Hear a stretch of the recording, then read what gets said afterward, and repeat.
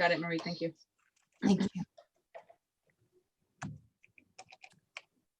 Hello, good evening, and welcome to the Thursday, September 3rd, regular meeting of the Newark Board of Education.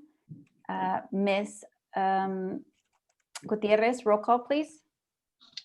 Member Nguyen, Here. Member Zhang, Here. Member Rodriguez, absent, and President Martinez. Here. Thank you. Thank you. So we do have quorum, so we will go ahead and get started. So moving on to item 2.1, which is the approval of the agenda. May I have a motion and a second to approve the agenda? Oops, hang on one second. Member Rodriguez is joining here. Just give him a second for audio. Member Rodriguez, can you hear us? Yes, ma'am. Would you like to roll there again, Ms. Gutierrez? Yes, roll call, Member Rodriguez, Here. record noted. Thank you. Thank you. Okay, we had moved on to approval, the item 2.1, approval of the agenda. May I have a motion and a second to approve the agenda as is, unless there's any modifications that staff would like to request? I move to approve the agenda as it is. Second. Member Zhang moves, Member Rodriguez seconds. And I was just going to say we have no, staff has no requests for changes. oh, thank you. Well, I should have given you that opportunity. Member Nguyen, how do you vote? Yes. Member Zhang? Yes. Member Rodriguez? I vote yes, and I'm pleased staff doesn't have any modifications. And my vote is yes as well. Sorry, just occurred to me, is our student member joining today? I believe he joins at 7. Oh, sorry then. Okay, thank you. Okay, and with that, we move to item 2.2, which is public comment on closed session item. Ms. Gutierrez, any comments, closed session items? None. Okay, thank you.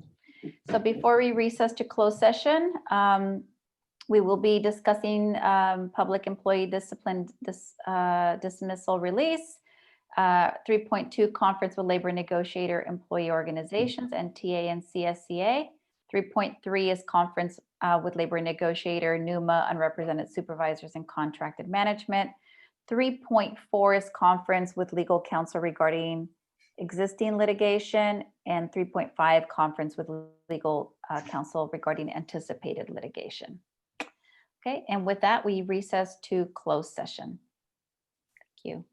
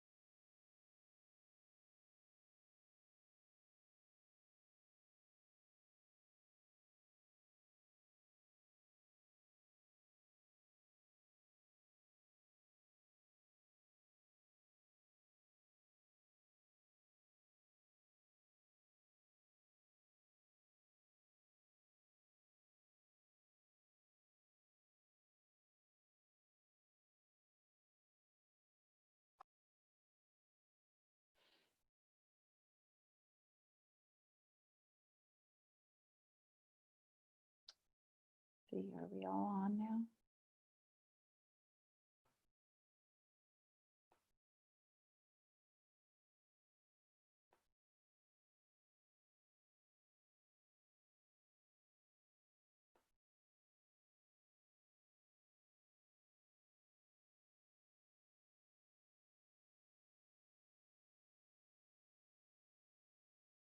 Member Zhang is not on, correct? Yes, I do not see him. Oh, there it is. Okay, give it another couple of seconds here. He's connecting now.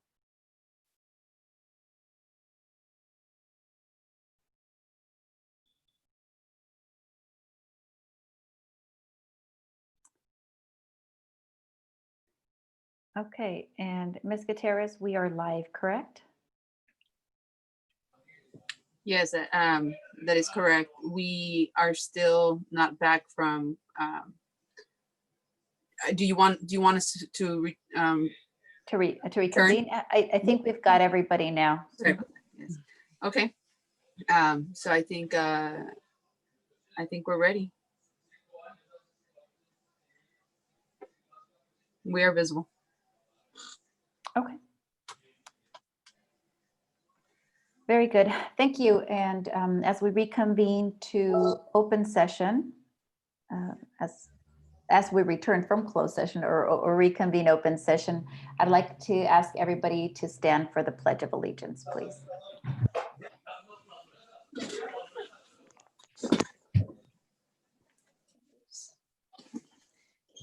Ready? Begin. I pledge pledge allegiance to the flag to of the United States of America, and and to the republic republic for which it for which it stands, stands, one one nation, nation under under God, under God, God, indivisible. indivisible, with with liberty liberty and and justice and for justice all. for all. Thank you, everyone. Okay, as we move on to item 5.1, report on closed session items, and there was no reportable action taken.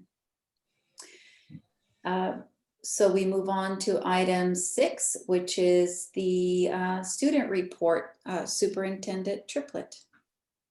Thank you, President Martinez. Good evening, board members, community, staff. Great to be with you this evening.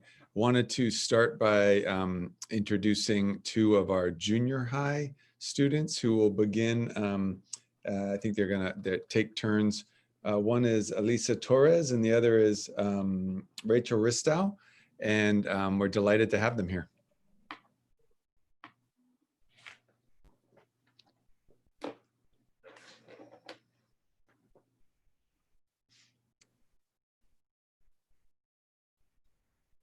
They're just being moved from the panel, from the attendees to panelists right now. Thank you, Ms. Gutierrez.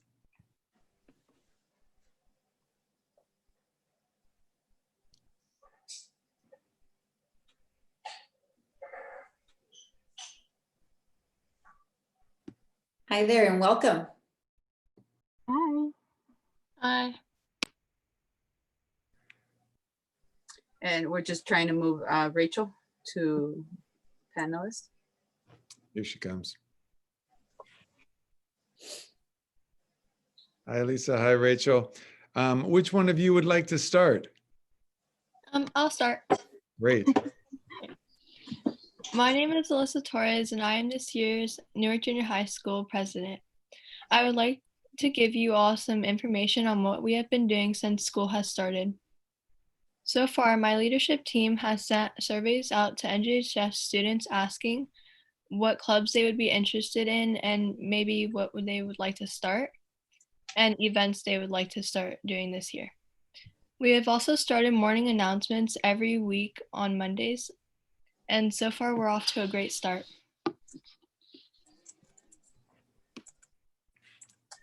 Thank you. And Rachel, are you gonna go next? Hi, my name is Rachel Still, and I'm the Newark Junior High School ASB Vice President this year. And I'm going to tell you about the future plans that the Newark Junior High School leadership class has for this year. So we hope to have the online student store up and running as soon as possible so parents and students can purchase apparel and other school clothing items. Our activities committee is working on a spirit week that will hopefully happen before the end of September. Our assembly committee is hosting a back to school rally in the works and other possible activities based off of what other students have shared that they would like. Wonderful. Thank you so much. Thank So, you so much. I'm so sorry, Superintendent, but I just wanted to say thank you to the ladies and welcome. And we look forward to seeing and hearing more from you as the weeks progress. Thank you so much. Thank you. ladies, and also just give an appreciation to your leadership teacher, Mr. Whitaker, for all that he's doing to support you all. Great. President Martinez, should I introduce the next speaker? Yes, please. Mhm. Wonderful. So next I'm going to introduce our student board member, Mr. Wahab Salemi, who's also a student at Newark Memorial High School.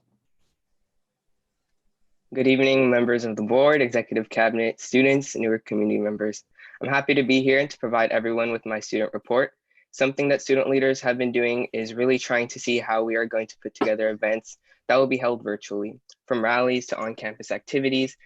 We also put an emphasis on community outreach. In terms of priorities, I think students leaders have really let it be known that student mental health is absolutely paramount and the key to our success.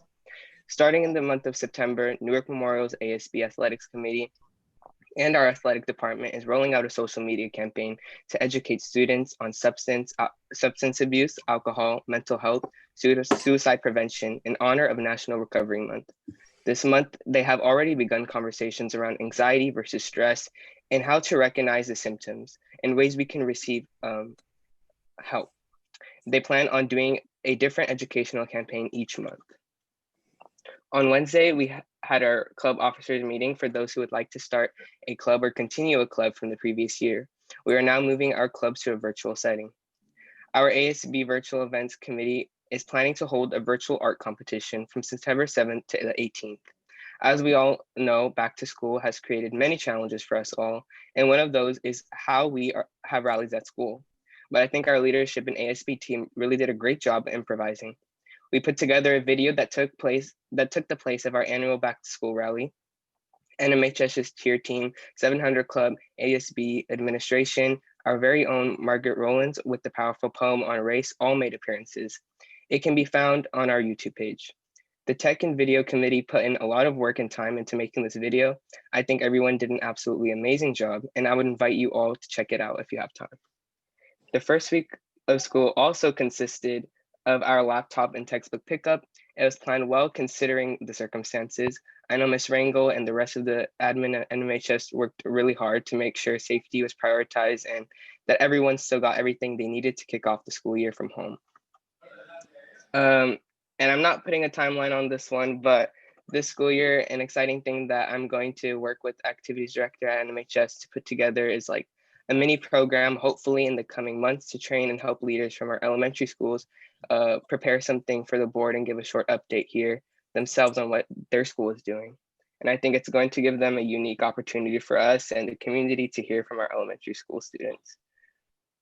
And I don't want to give too much away, but our community will be seeing in the coming weeks that myself, with the help and input of my peers, have been working to put together a resolution to help combat racial inequity, and I can promise that will be absolutely powerful, amazing, and meaningful. Now I move on to sports. NMHS Athletics will begin a phased implementation of preseason workouts for fall sports only, beginning Wednesday, September 16th. Phase 1 will include workouts for football, water polo, volleyball, cross country on Mondays, Wednesdays, and Fridays. Just yesterday, they released their return to activity plan. Some of the requirements are as follows. Preseason workouts will be completely voluntary for student athletes and coaches. In order to participate, student athletes must be registered on Family ID, which is the athletics department online registration platform. Submit a copy of their current physical, sign and submit pre-participation athletics workout protocol acknowledgement and liability form. Workout pods will be created by coaches and include a maximum of 12 student athletes, which will not be intermingled. Daily screening will be mandatory. The full details of the plan will be discussed at a virtual return to activity orientation on Thursday, September 10th at 6:30. To present the specific details and procedures of the plan to student athletes and their families.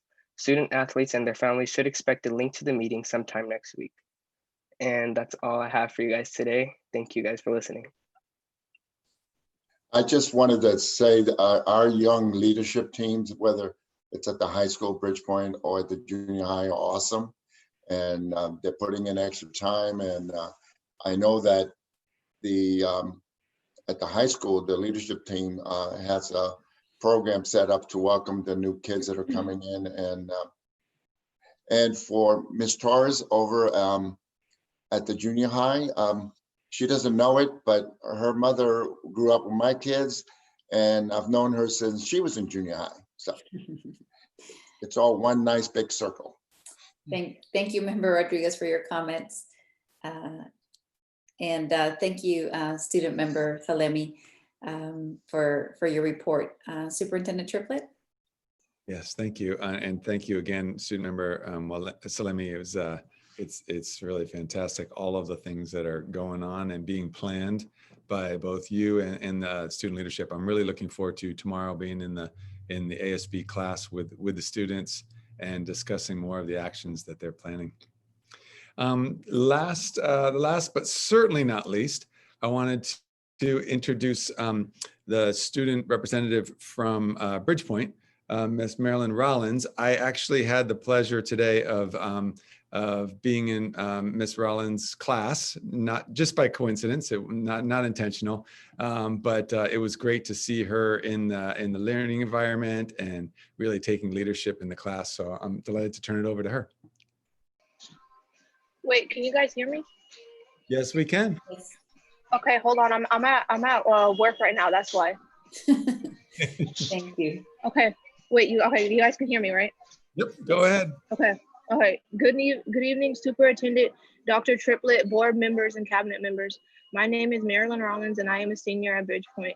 Our counselor, Mr. Bailon, has been leading advisory on Mondays. We have talked about being professional and learned more about social justice. Hopefully, more students will be joining our discussions. Our back to school night will be Wednesday, September 16th at 6 p.m. It will be a virtual event. Our families will get to attend our Monday schedule of classes. Thank you to Dr. Triplett and Mr. Dolowitz for visiting our classes today. We appreciate your support. Thank you so much, Ms. Rollins, for your report. And we know it's obviously challenging since you're at work, but we really, really appreciate that extra effort to still make yourself available. Thank you. No problem. All right, thank you, Ms. Rollins. Those are our student reports for this evening. Thank you. Okay, and so with that, we move to item 7, which is recognitions and celebrations. Staff spotlight. Superintendent Triplett. Wonderful. My favorite part of the evening. Let me just pull up this slide deck. Maybe one of your favorite parts, right? There's lots of favorite parts to these meetings. But I will say I'm really delighted. What we're trying to do is create space for celebrating all of our incredible, what I call our school heroes. And that is all our educators that are going above and beyond every day to support our kids. And when I say educators, I think of not just the teachers, but of every person that is involved in supporting kids in schools. And that's everyone from the office staff, custodians, food service, teachers, principals, and everyone else. So if you'll indulge me, I did want to just highlight this week, five people in particular that I've had the honor to engage with in the last couple of weeks and really want to celebrate their work and their dedication to our kids. So with that, I'm going to share my screen.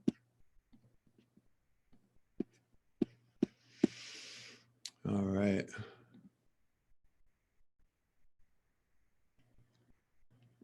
So The first hero that I'd like to celebrate is Miss Maria Silva. She is the custodian at Graham Elementary.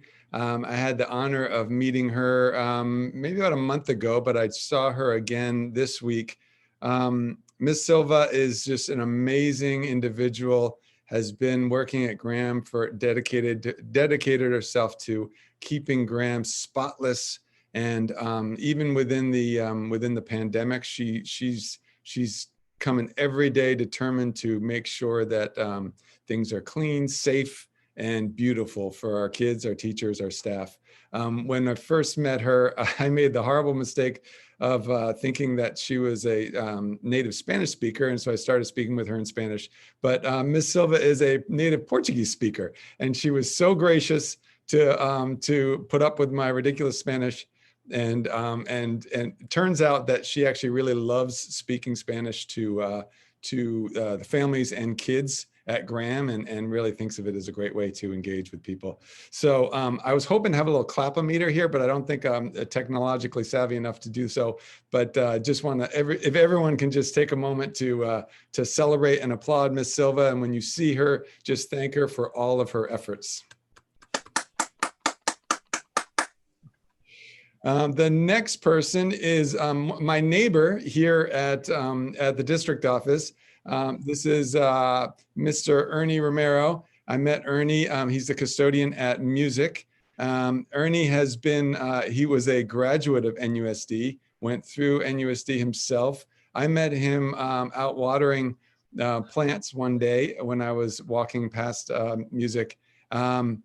He's dedicated his entire life to serving NUSD, and he's been at music, just making sure that music is incredibly clean, spotless, and taking care of everybody there. I know he also has family that's gone through NUSD, and even I think his father worked for NUSD. So he's just, his whole family for generations have dedicated themselves to really supporting our kids in our community. So wanted to give him an applause. And then I wanted to honor 3 teachers. One, the first is Miss Henna Hugh, who is a math teacher at Newark Memorial. I got to go into her class, I believe it was last week. She teaches 10th through 12th grade math analysis honors class. It was very rigorous. She was teaching them domain, range, and functions, and I was struggling to keep up. But what I really liked is just how she really pushed kids and to challenge their thinking, and kids really respond in there. And so the level of engagement and the rigor are really tremendous. So I wanted to appreciate Miss Hugh. Actually, that last name is pronounced like who, like WHO. Thank you, Ms. Jean. Mr. Jean, Member Jean. Say it one more time. The last name is pronounced almost like WHO. Who? Okay, thank you. I'll work on that. The next teacher is also at Newark Memorial, Daniel Johnson. He teaches 9th grade biology, just comes with incredible enthusiasm. When I visited his class, he was challenging kids around, is a virus a living thing? And really the debate that was happening and how he was pushing kids was nothing short of like getting them to argue about what constitutes life itself. It was super cool, incredibly well planned out, and really pushing kids to engage with each other. And so really appreciated being in there. So applause for Mr. Johnson. And then finally, I actually went to this Mr. Sung's class today. He teaches at Bridgepoint High School. He is a teacher in the TALL program, which is transition to adult. I'm going to blank on the last part. Transition. All right, come back to me on what that stands for. I thought it was a really cool acronym. But anyway, he works with our students who are transitioning out of high school. And his class was super fun and also really engaging. He was pushing kids on using Venn diagrams and also different technology like Jamboard, which we've only recently really started to utilize in their district to really help build kids, students' social skills. Very high engagement and just really warm, loving environment in the class. So I wanted to appreciate Mr. Sung. Member Jean, did I pronounce that name correctly? That's a Korean last name. I guess is correct. Thank you, Verjan. And that's all of the celebrations of our heroes tonight, but I look forward to continuing this practice in future meetings. Thank you, Superintendent Triplett. This is wonderful. We certainly, this is not something we've done, at least since my tenure. And, you know, it's just so refreshing to start to see who our team is, you know, and all the great things that they're doing. So thank you for bringing this forward. Okay, so we move on to item 8, which is public comment on non-agenda items. And Ms. Gutierrez, I believe we do have some comments. Yes, the first one is gonna be from Ms. Vanessa Shea. Okay, great, thank you.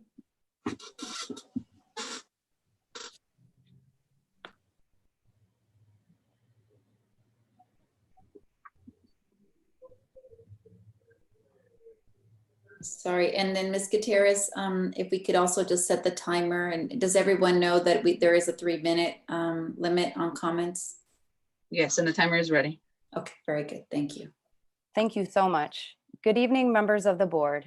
We know this year has been full of challenges, and as a district, you have worked tirelessly to overcome those challenges. As members of the school community, we appreciate your support for our students during the pandemic. However, we are in yet another moment of heightened racial awareness in America. While we collectively mourn the murders of many Black Americans and navigate the path forward, it is absolutely critical to consider the impacts of these traumatic modern events and their direct connection to Black American history and on all students of all races. Not only do we need to address the emotional state of students and staff, but also make changes that create real positive impacts on our students' lives and collective futures. Furthermore, students at Newark Memorial High School are concerned about these matters and have been organizing to foster change needed in our schools. We stand in solidarity with the student leaders who are collectively speaking on behalf of their peers and school community that they care so deeply about.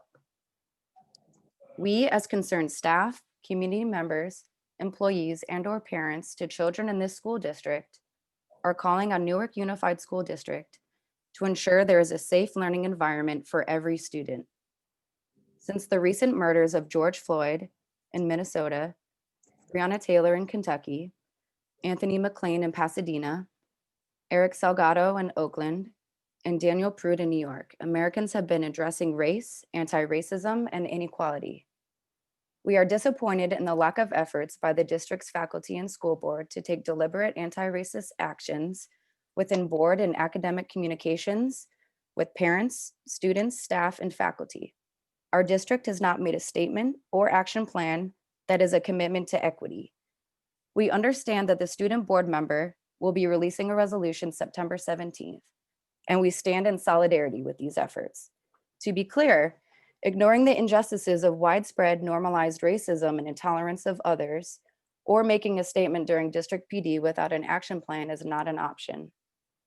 Science and research has proven time and time again that, children have learned racial bias and facial recognition by 3 months of age. Black children as young as 3 years old have been shown to have significantly lower self-esteem based on their own identification of their skin color, which has also been linked to lower academic achievement. Black and brown students are significantly more likely to receive discipline resulting in removal from the classroom, suspensions, expulsions, referrals to law enforcement, and more than their peers, which has been directly linked to incarceration rates. The school to prison pipeline is a key issue facing many school districts, and implicit bias plays a large role.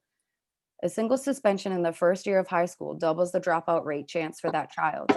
Sorry, Ms. Shea, you have about 20 seconds, just if you can close your statement. Thank you. Thank you. Schools with police are more likely to refer children to law enforcement, for non-serious violent behaviors, Black and brown students are more likely to be arrested at school and leads to the adultification of Black and brown children. Evidence-based alternatives to having police in schools include restorative justice programs, positive behavioral interventions and supports programs, mental health counselors, and hiring social workers and nurses. Accountability is one of the only known factors that lead to the behavioral changes in people. Thank you, Ms. Shea, for your statement. Thank you. Okay, do we have another speaker, Ms. Gutierrez? Yes, Miss Akila Bird, and I believe she will be finishing the statement from the first speaker, Miss Vanessa Shea. Thank you. Welcome, Ms. Bird. Thank you. Good evening. Accountability is one of the only known factors that lead to behavioral changes in people who occupy positions of power. California school dashboard data shows that in 2019, in USD, 8.2% of students with disabilities were suspended at least once, which shows NUSD is at a red performance level. 5.1 of socioeconomically disadvantaged students were suspended at least once, which shows that we are at an orange performance level.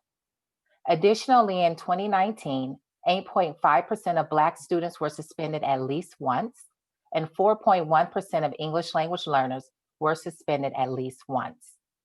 As community members and K-12 educators, we are trusted leaders, mentors, and role models to countless students who will grow up to be the next generation of Americans. We expect you to teach and lead by example, exhibit kindness, provide resources, and promote a safe learning environment for all students.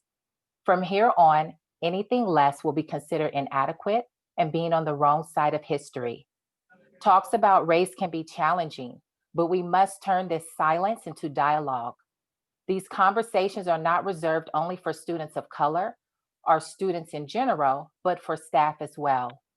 You are equally responsible for helping our students build their capacity to understand and confront racism as well, contribute to a society where peace and justice prevail. A recent report requested by State Superintendent Tony Thurmond was drafted by selected educators and leaders in California, and one of the thought leaders who drafted this report is a principal in USD, myself. In a report, Advancing Social Emotional Learning Amid a Pandemic and a National Awakening to Systemic Racism, a few recommendations for school districts include understanding that students, their families, teachers, and staff, and the entire school community have suffered a great trauma. Therefore, the new school year requires a new approach to education that balances the need for standards-based academics with social emotional learning, rather than stressing the need to catch students up academically. Moving beyond equity by expecting teachers to understand and practice anti-racism. A plan to ramp up critical mental health services offered through schools to students, in recognition of the shift from seeing schools as solely academic institutions to seeing them as the comprehensive support systems they are. Professional development that helps teachers relate to the unique experiences their students while are practicing self-care. Furthermore, our neighboring school district, Hayward Unified, has brought forward policy Ms. on Bird, equity. if you could please close out your last statement. Thank you. Absolutely. I will just jump to the end. Sincerely, Vanessa Shea, Alternatives to Suspension Coordinator for Newark Memorial High School.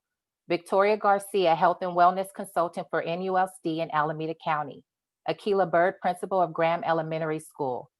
Jane Love, Mental Health Clinician at Graham Elementary School and parent. Britt Wolven, Health and Wellness Consultant for Newark Unified School District. And Ashley Acosta, Manager of Parent Engagement and Health Services for Newark Unified School District. Thank you for your time. Sure. Thank you, Ms. Bird.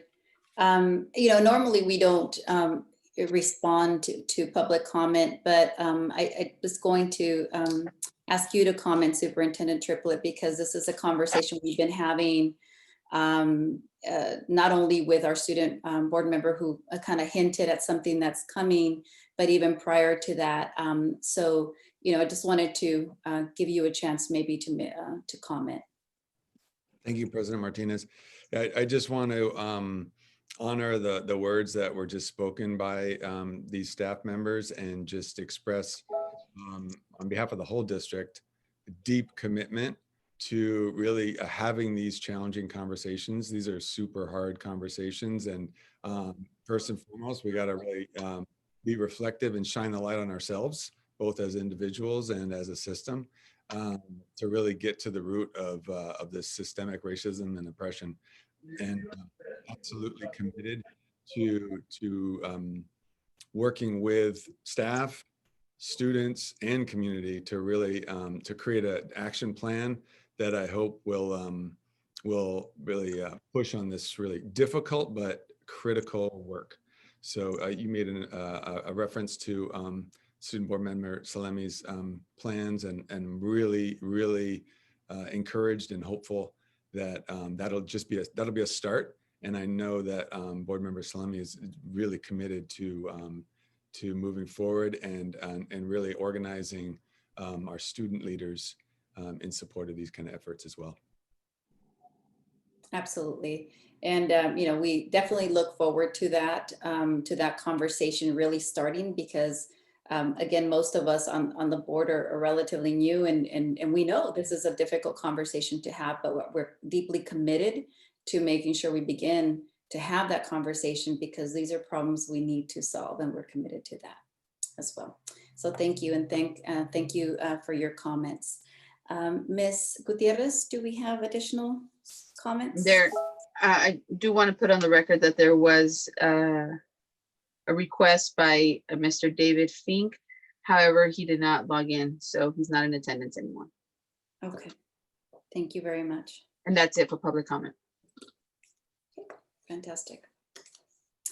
So moving on to item 9.1, Superintendent Report. Superintendent Triplett.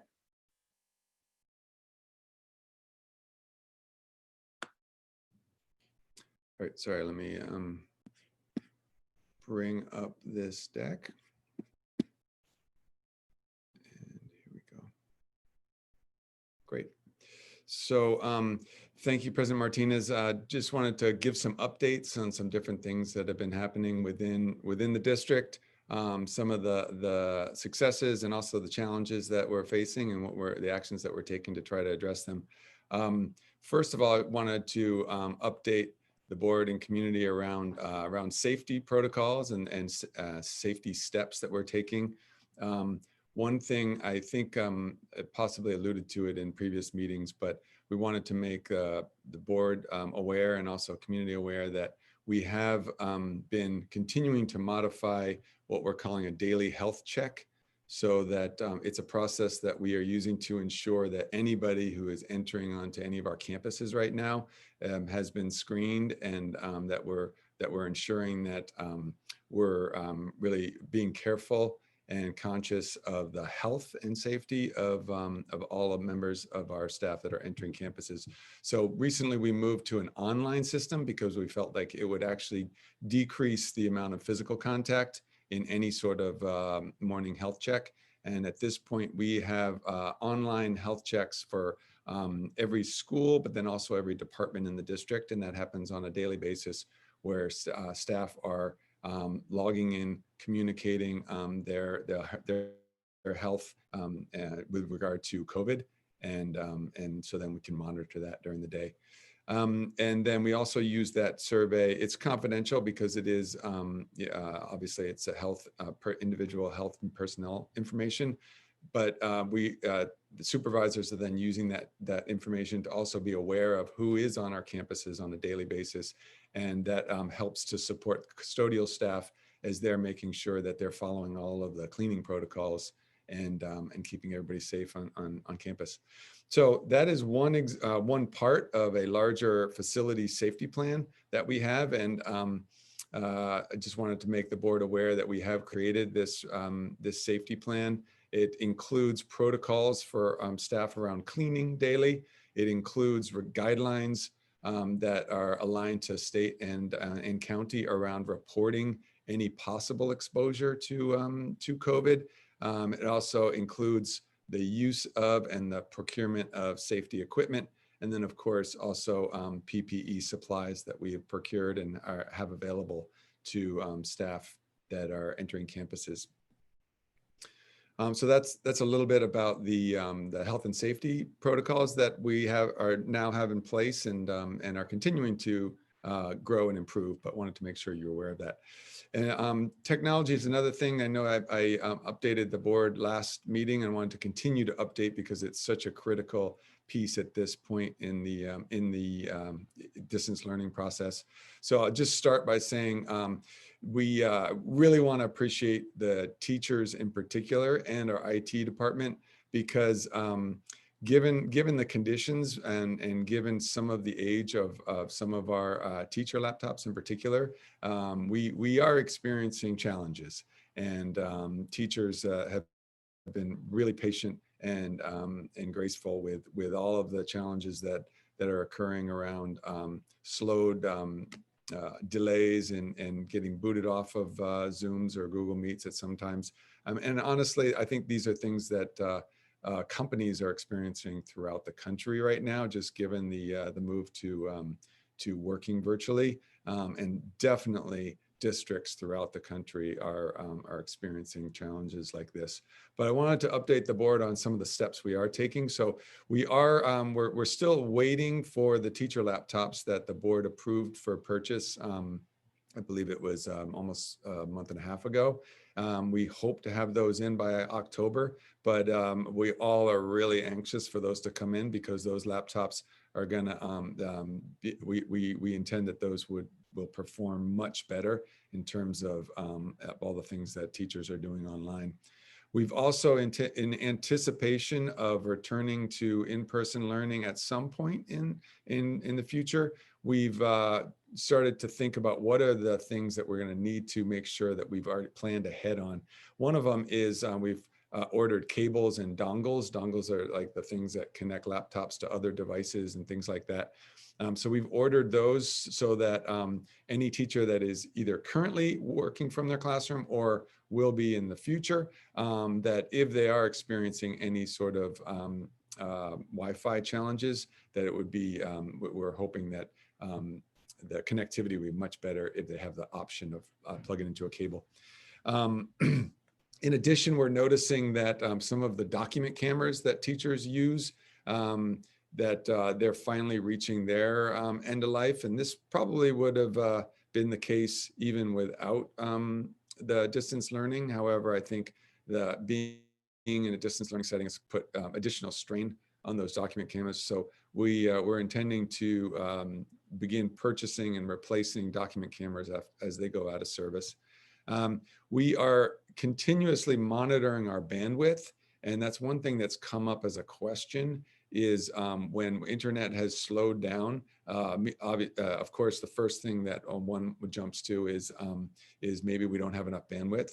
But as of right now, we've run a lot of tests and we actually are not maxing out our bandwidth at all. We have plenty of bandwidth. And so we've identified that any sort of slowdown is actually not a result of bandwidth issues. However, we are monitoring it and we are considering increasing bandwidth in anticipation of return to in-person learning. And then lastly, our IT team's doing an amazing job under really, really challenging circumstances to provide tech support through our ticketing system. And they are constantly fielding tickets from teachers and staff around different technology issues. And then they're either helping online or in some cases actually going out to the schools or having staff come to the office to try to troubleshoot what's the issue with the device. So that was our tech update. In terms of enrollment, this one's pretty quick. Just wanted to keep the board apprised of where we are in terms of our enrollment in comparison to projections. So I believe I reported at an earlier board meeting that we were still over projections in terms of our enrollment. Well, unfortunately, we have dipped a little bit. So at this point, we are 35 students below our enrollment projections. And it's something that we definitely want to be aware of. We continue to have families register and enroll in our schools, but we definitely are monitoring this and want to do everything we can to ensure that we maintain and even increase enrollment. We are over enrolled in the over in projections, I should say, in the high school, but we are below projections in the majority of our elementary schools and then our junior high. Let's see. And then I think I'll go pretty quickly through this, but I do want to continue to highlight that we have created, I'm looking at a spelling error, distance learning parent and student handbook, both in English and Spanish. It's available on our website under recent news. And it's also been sent out, I believe, via email to all families. It's really, I just want to continue to encourage families to utilize this handbook because it articulates a significant amount of aspects of how we're doing distance learning and different components of it. One, first and foremost, is we continue to really want to champion the idea that of students making sure they got their screens on and their camera ready. And in my visits to classrooms, I've been to about 23 classrooms in the last couple of weeks. I've been really encouraged to see that. Of course, there are situations in any family where sometimes the computer's glitching, doesn't have enough bandwidth, or whatever it is, and so some students have to have their screen off.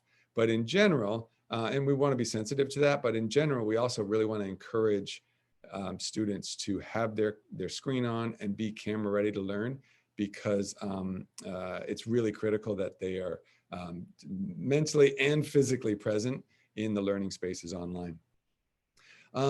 Really quick, the part of the handbook does outline attendance, the importance of attendance, and then also what families should do in different attendance situations. So again, I won't dive too much detail, but I do want to encourage families to continue to reference and utilize the handbook. Just like in normal in-person learning, we do really want to stress the importance of attending virtual classes every day. If a child is sick or cannot attend for whatever reason, the parent can still, just like normal, call the attendance clerk at the school and let them know. And we have had situations where families are with their student, they're trying to log on and there's a technology issue, and so they're unable to log on. And I know that can be stressful for the student and the family. And what they should continue to do is, just like normal, call the attendance clerk at the school and let them know. And of course, those kind of issues are excused.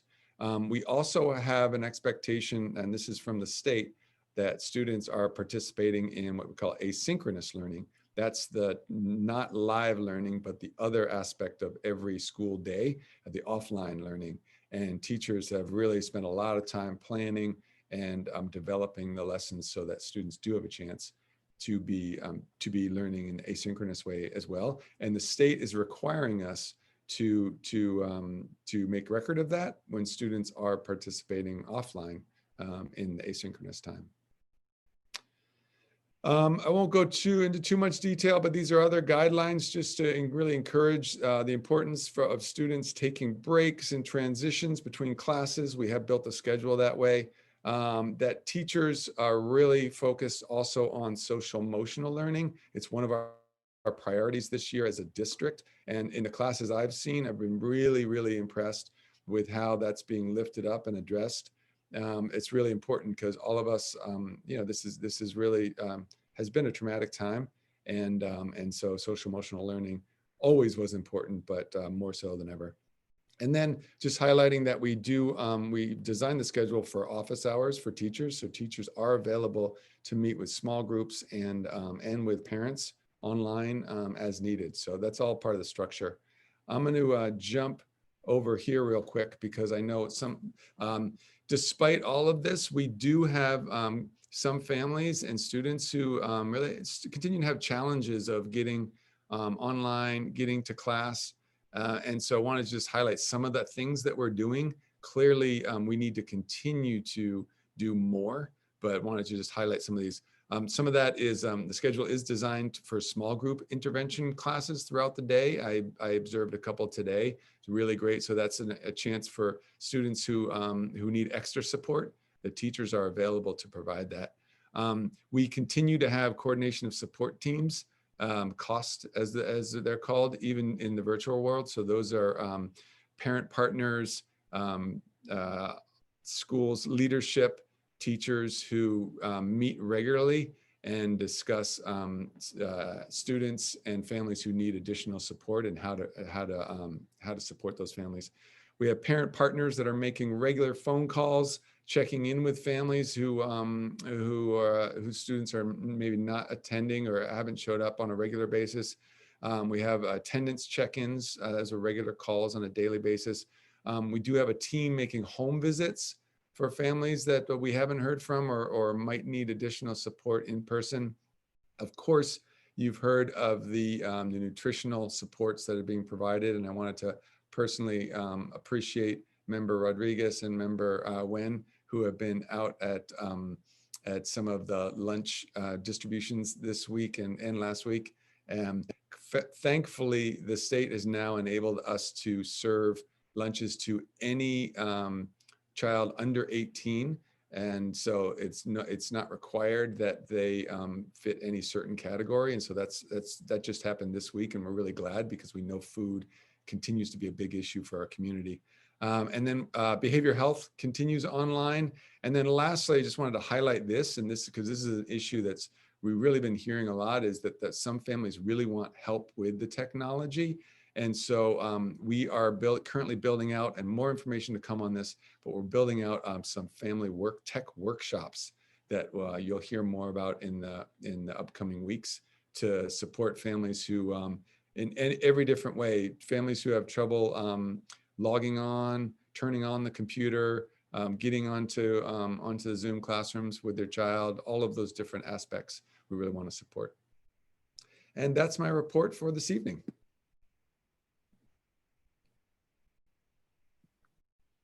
Thank you, Superintendent Triplett. Thank you. Any comments or questions from the board? I just Go ahead. I just had a quick comment. For families who are using Wi-Fi at home, they can check their internet speed if they go to speedtest.net. So that's speed, S-P-E-E-D, test, T-E-S-T.net, N-E-T. And that will, if you go on there, you click on the go button, and then it will help you, it will give you an evaluation of your download speed and your upload speed. So that can help answer some of the bandwidth questions. And then from there, you can analyze and see if you will need to change providers, or if you need any help, please let us know. Thank you. Thank you, Member Wen. Student Member Salemi? Yeah, because Superintendent Triplett did touch on technology, and I had I guess a comment for him and his team. I know the hotspots that the district provides, I think they only connect to school devices, and I know we're in the middle of, if I'm not mistaken, and I know we're in the middle of trying to get new devices because a lot of them are getting old, and some kids are using their phones, and teachers have other laptops, or even students. So maybe if the hotspots we can get them to connect, or get some that connect to other devices and not just the school devices. Yeah, thank you, Board Member Salemi. Yeah, I know that has been an issue. The devices we have, they do specifically connect to our student Chromebooks. And one thing we did just want to make sure that the devices are being used and prioritized for students. And so I think that's one of the reasons that we purchased those. But it does seem like that has been an issue in some cases, and so we'll keep troubleshooting that and figuring out how we can meet the needs of students who may have a non-district Chromebook, but require the hotspots. So thank you for that. Okay, thank you. And with that, we move to item 10.1, sorry, 10, which is the staff report, and Superintendent Triplett, the item is the fiscal health risk analysis report. I'll hand that over to you.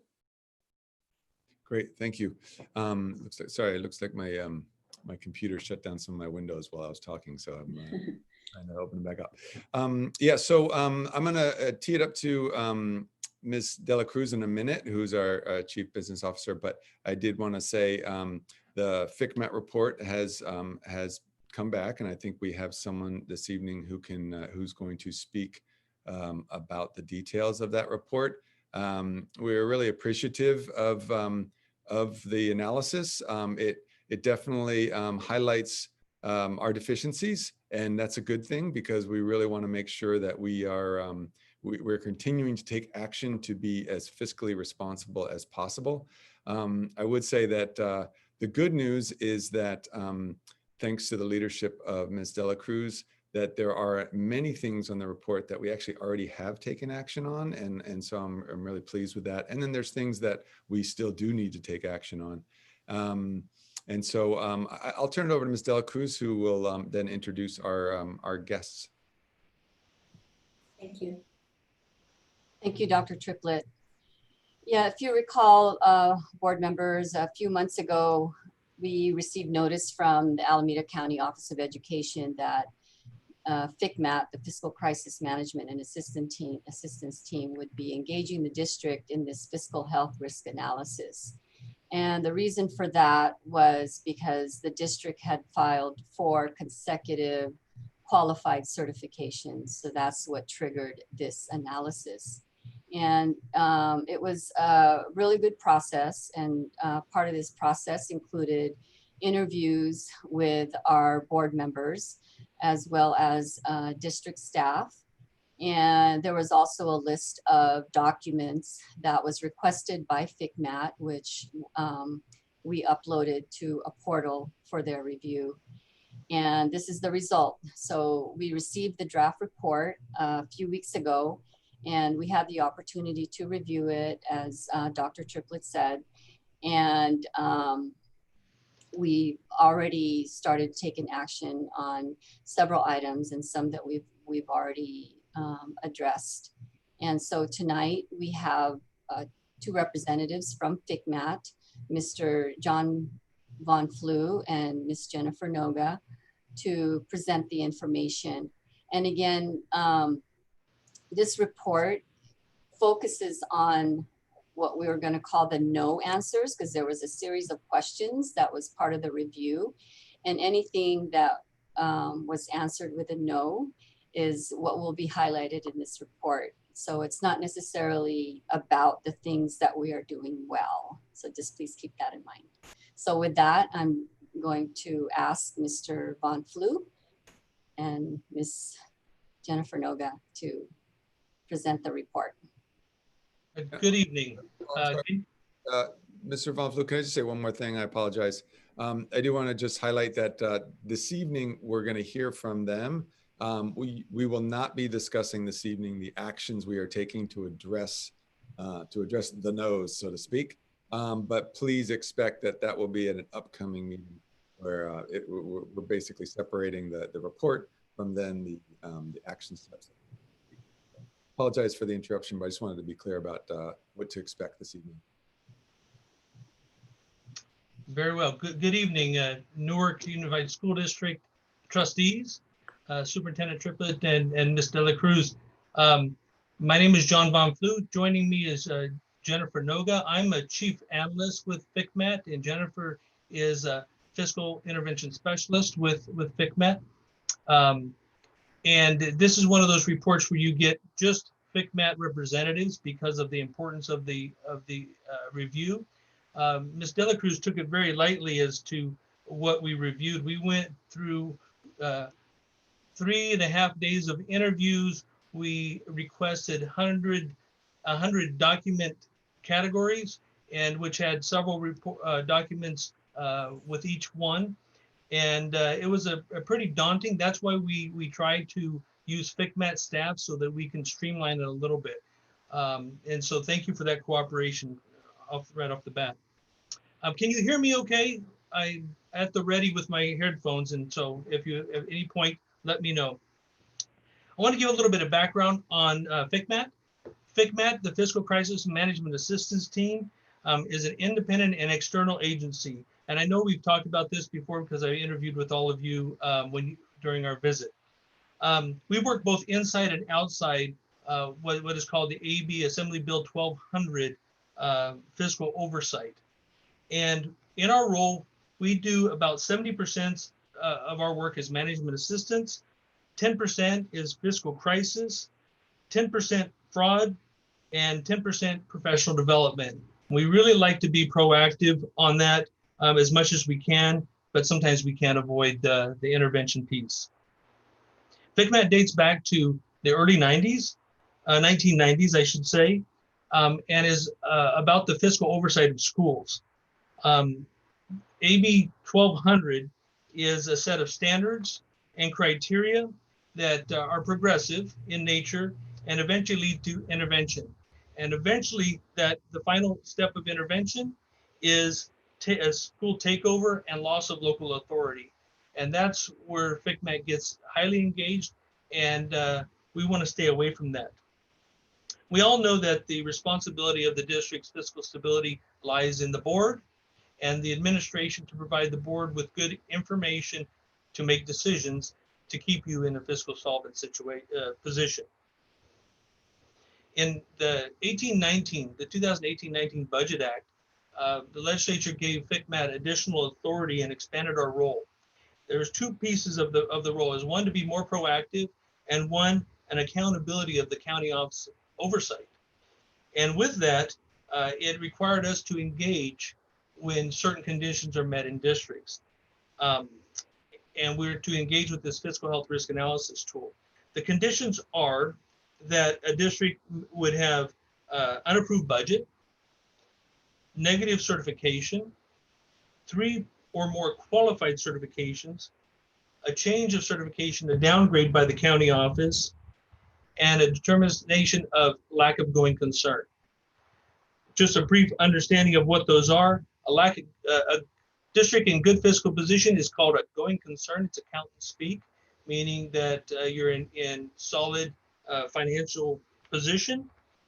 A negative certification means that you are unable to meet your fiscal obligations in the current and successive fiscal year.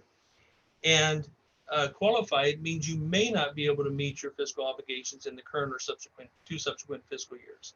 So that's a little bit of background on FCMAT and the fiscal oversight. The fiscal health and risk analysis tool is graded on a scale of 0 through 100. The higher score means that indicates that there's a higher risk level to the district. We weight the questions differently. Not every question has the same amount of impact on the risk of fiscal solvency. So we've gone behind the scenes and did different weights and different triggers that will elevate a district score. So where are we with Newark? Newark was identified as a fiscal concern back in the beginning of the fiscal year 2018-19. Both of the interim reports for 18-19, the first interim and the second interim reports, were qualified. And that means that back then they were identifying that the district may not be able to make their fiscal obligations in the current and 2 subsequent fiscal years. For the 19-20, the budget was initially conditionally approved by the county office, and then subsequent to that, the first and second interims were certified as qualified. Now, the trigger, if you recall, is after 3 qualified certifications, and we came in after 4 qualified certifications. And why was that? Alameda County office, we talked to them first as to whether they concur with the certifications, and they, in working with you and knowing a little bit more about you than we did at the time, the Alameda County office asked us to delay our engagement to see what would happen in second interim for 19-20. When Newark certified as qualified for the second interim, we had no choice, and they had no choice for us to engage. So that's what was the initial or the final trigger for us to engage. So we visited the district at the end of May, interviewed many of the staff and all of you board members. And the fiscal health risk analysis is a result of that and the review of documents.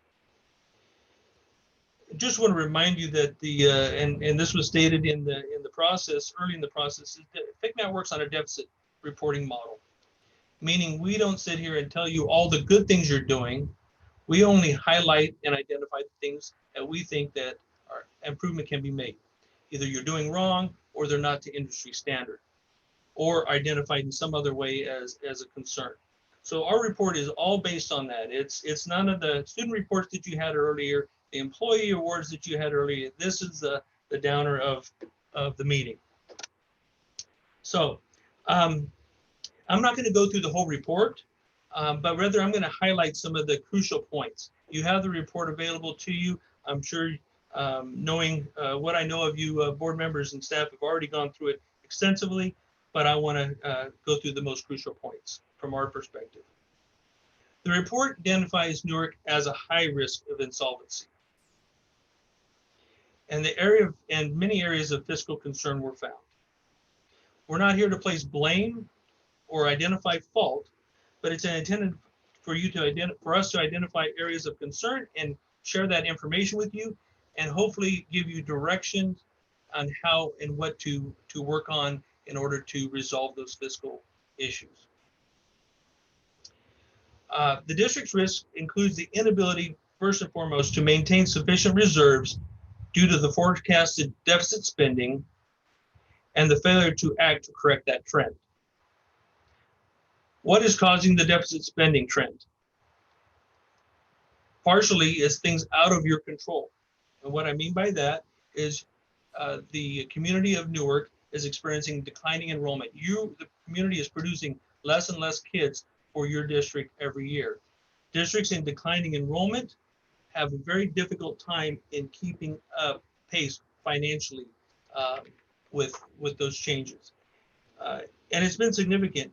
The district is down nearly 300 kids in the last 2 years and is projecting that to continue. Even in a district that is responding, a declining enrollment issue is very hard to keep up with. It's very hard to cut expenses as fast as revenues are dropping. There's also rising costs and compensation with statutory benefits. You've heard of the STRS and PERS increases. They have increased liabilities, and so they're increasing the draw from the districts, and so that is a burden. And then we just finished the gap funding component of LCFF, where there was a huge infusion of funds over several years, and that ended. And from now to this point going forward, we're anticipating only COLA funding, and to make that matters worse, the COLA funding is zero. So what's been the issue with responding to those draconian, if you will, cuts to the district's funds?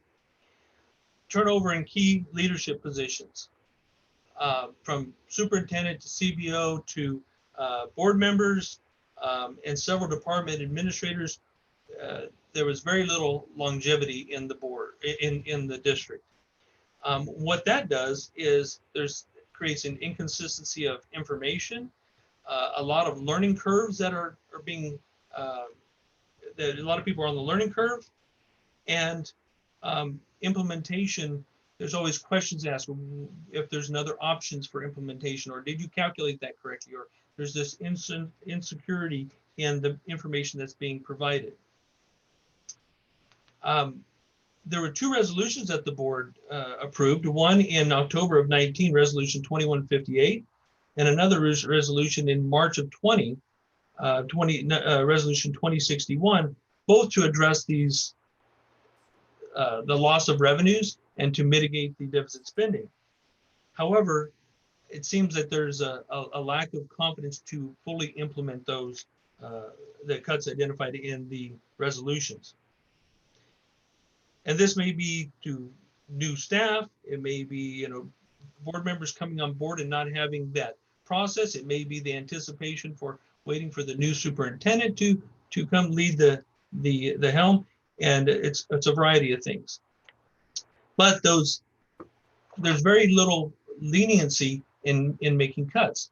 When you have to make a cut, if any delay in a cut compounds that in future periods. So a 3% cut necessary, I'm just using an example, I'm not referring to anything in the report, but 3% cut this year that's not made becomes a 6% cut next year, because you have this year and next year's deficit spending that you have to catch up with. With the district, I know there's been different proposals as to how to resolve that. And we're not here to tell you how to resolve it. We're here to tell you that it needs to be resolved. In looking at any typical district, and Newark's typical in this case, about 87% of the district's expenses are in salaries. That leaves very little. That leaves 13% for utilities and all other expenses that the district may incur. So when you look at it that way, there's very little margin to resolve the district's solvency without addressing some salary staffing component. On a good note, you're down to 86.8% of the district's expenditures being salaries. It's down from over 89.5% back in 16-17. So some improvements have been made in that category. So those are what we feel are the highlight and the important pieces that we need to convey. I do have some positive observations though, and I want to share those. We believe the district is aware and acknowledging the issues. We had, as we interviewed the board members, as we interviewed the CBO, as we interviewed Superintendent Triplett after he came on board, very well aware of the issues and acknowledging that they are issues. The board members are active and engaged and committed to resolving. Very seldom do we go into a district and get agreement from all 5 board members to interview. And all were very, very engaged and interested, and a cheerleader with Mr. Rodriguez, strong cheerleader with Mr. Rodriguez in making a success, the district successful. The risk score that we identified is at 29.3%. On a normal scale, that would put the district in a moderate risk category. However, when we looked at the cash flow forecast, and not on that was even before the deferrals were called, and the deficit spending both in history and in forecast, that elevated the district's fiscal risk too high. So where do we go from here? It's just crucial that you all stay committed to resolving the district fiscal issues, work together on cost-saving measures. We're going to have continued fiscal stress, and limited revenues and increasing expenses are sure to come. You need to work together for increased efficiencies and cut costs. I know that that the county office has been engaged in working with you over the process. They're your partners. We want you to work with them closely. They are your initial oversight agency, and they want to see you succeed as well. They can help you with decisions, with implementation, and you want to be transparent and cooperative with them on every case. We encourage you to take action and do so timely. As time continues, this year for certificated, with the timing, there are no adjustments for certificated. Classified, you do have opportunities, but soon you'll be at the beginning of the year in January, and at that point, you'll need to have a good plan together for certificated and what you need to have on board at that point, and make plans for the 21-22 fiscal year. we know that the board was elected and in most cases here are appointed to lead the district. And I believe that you are determined to do so. I want to remind you that inability to maintain fiscal solvency is the quickest way to lose that authority. And I know that you know that, and I believe that you want to avoid that. Local control is what the district board members are all about, is running a district to represent the needs and most beneficial to the community, and you want to maintain that control.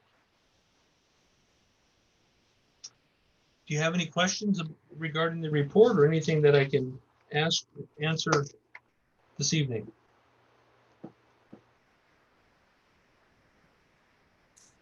Any questions from any of the board members? No, Mr. Von Flew. I think Superintendent Triplett mentioned, you know, we definitely intend to have some follow-up conversation. I think speaking not only for myself, but for my fellow board members, we really appreciate the amount of work that you all have done to really comb through. I mean, the report is very extensive and very specific on some of the areas of opportunity for us. So again, definitely, you know, look forward to hearing from the team how we're going to mitigate.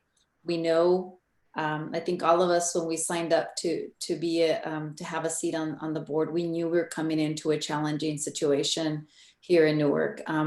But we know we have some tough work ahead of us, but it's got to be done, right? Because we all agree that we would rather have the decisions or our fate in our own hands as folks here from Newark. So absolutely hear you loud and clear.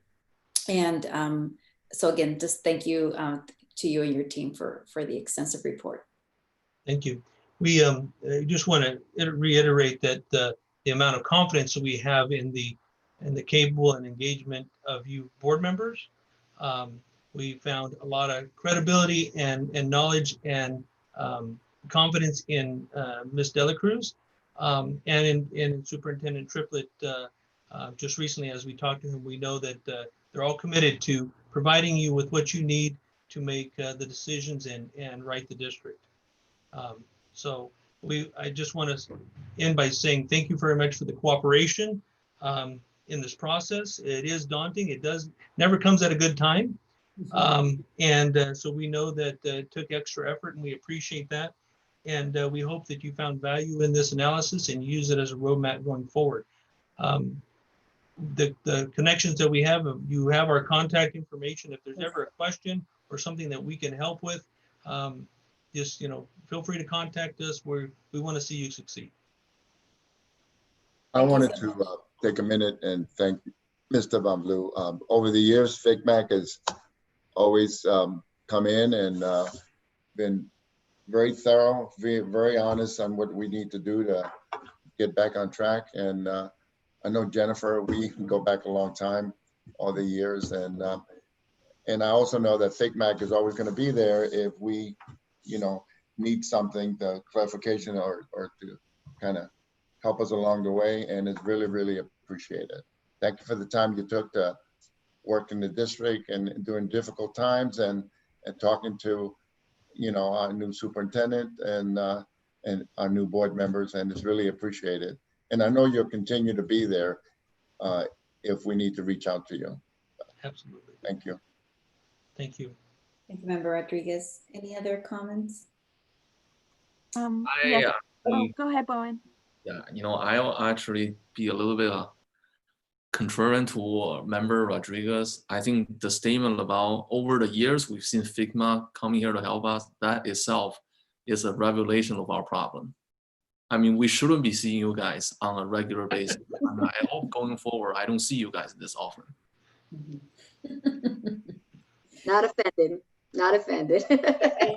As a resource, but I'll make a statement, but after Member Nguyen comments, go ahead. Yes, I just would like to echo all of the other board members and just say thank you to your team, Ms. Noga and Mr. Von Flew, for walking us through the process during the interview. It was it wasn't a cakewalk, but I was very nervous going into it, but you guys really put us all at ease and made sure that we understood what was going on. So I really appreciate it. So thank you so much. Thank you, Member Nguyen. And I did want to just piggyback on something that Member Rodriguez said. I think that we do need to see you as a resource because it's not always a bad thing. And I tell you, because as a new board member coming in and learning and not feeling like I could positive certify, given the definitions, there was almost a sense of, but do we want FCMAT in our business? And the answer is absolutely yes. I mean, you know, if you, again, we need to see you as a resource. Not ideally, you don't come in when, you know, the house is on fire, of course. So that's on us to make sure that we are proactive in that way. But there are sometimes there's conditions that are difficult to manage, right? So I'm sorry if I disagree a little bit with my colleague here. I think that as needed, we should see you as a resource, but ideally in different circumstance than what we're seeing now. So thank you. We definitely like working on the management assistance side versus the fiscal crisis side. Yes. So that's where we like to live. So we want to be at your disposal for the management assistance, and let's all stay away from that fiscal crisis. Absolutely, we agree with that. Thank you. Oh, sorry. Go ahead. I was just going to say more on the processes and procedures and maybe some of the efficiencies versus the fiscal. Absolutely. So, but and I'm confident that we're going to get there. I mean, if we look at the report, besides, again, putting out some of the immediate issues that we must, there's a lot of the input around building processes, which was, again, kind of, I think, music to all of our ears in terms of, you know, making sure we have an action plan. And I'm sure we'll hear from Superintendent Triplett and his team on that. Thank you so much. Thank you. Thank you. Thank you. Dela Cruz, that was good on that. Thank you. Yes. Okay, thank you. Moving to item 11, which is employee organizations. Ms. Gutierrez, do we have folks from our partners? Yes, we should have Ms. Catherine Ingram Waters from NUMA. 1 second while we make her a panelist.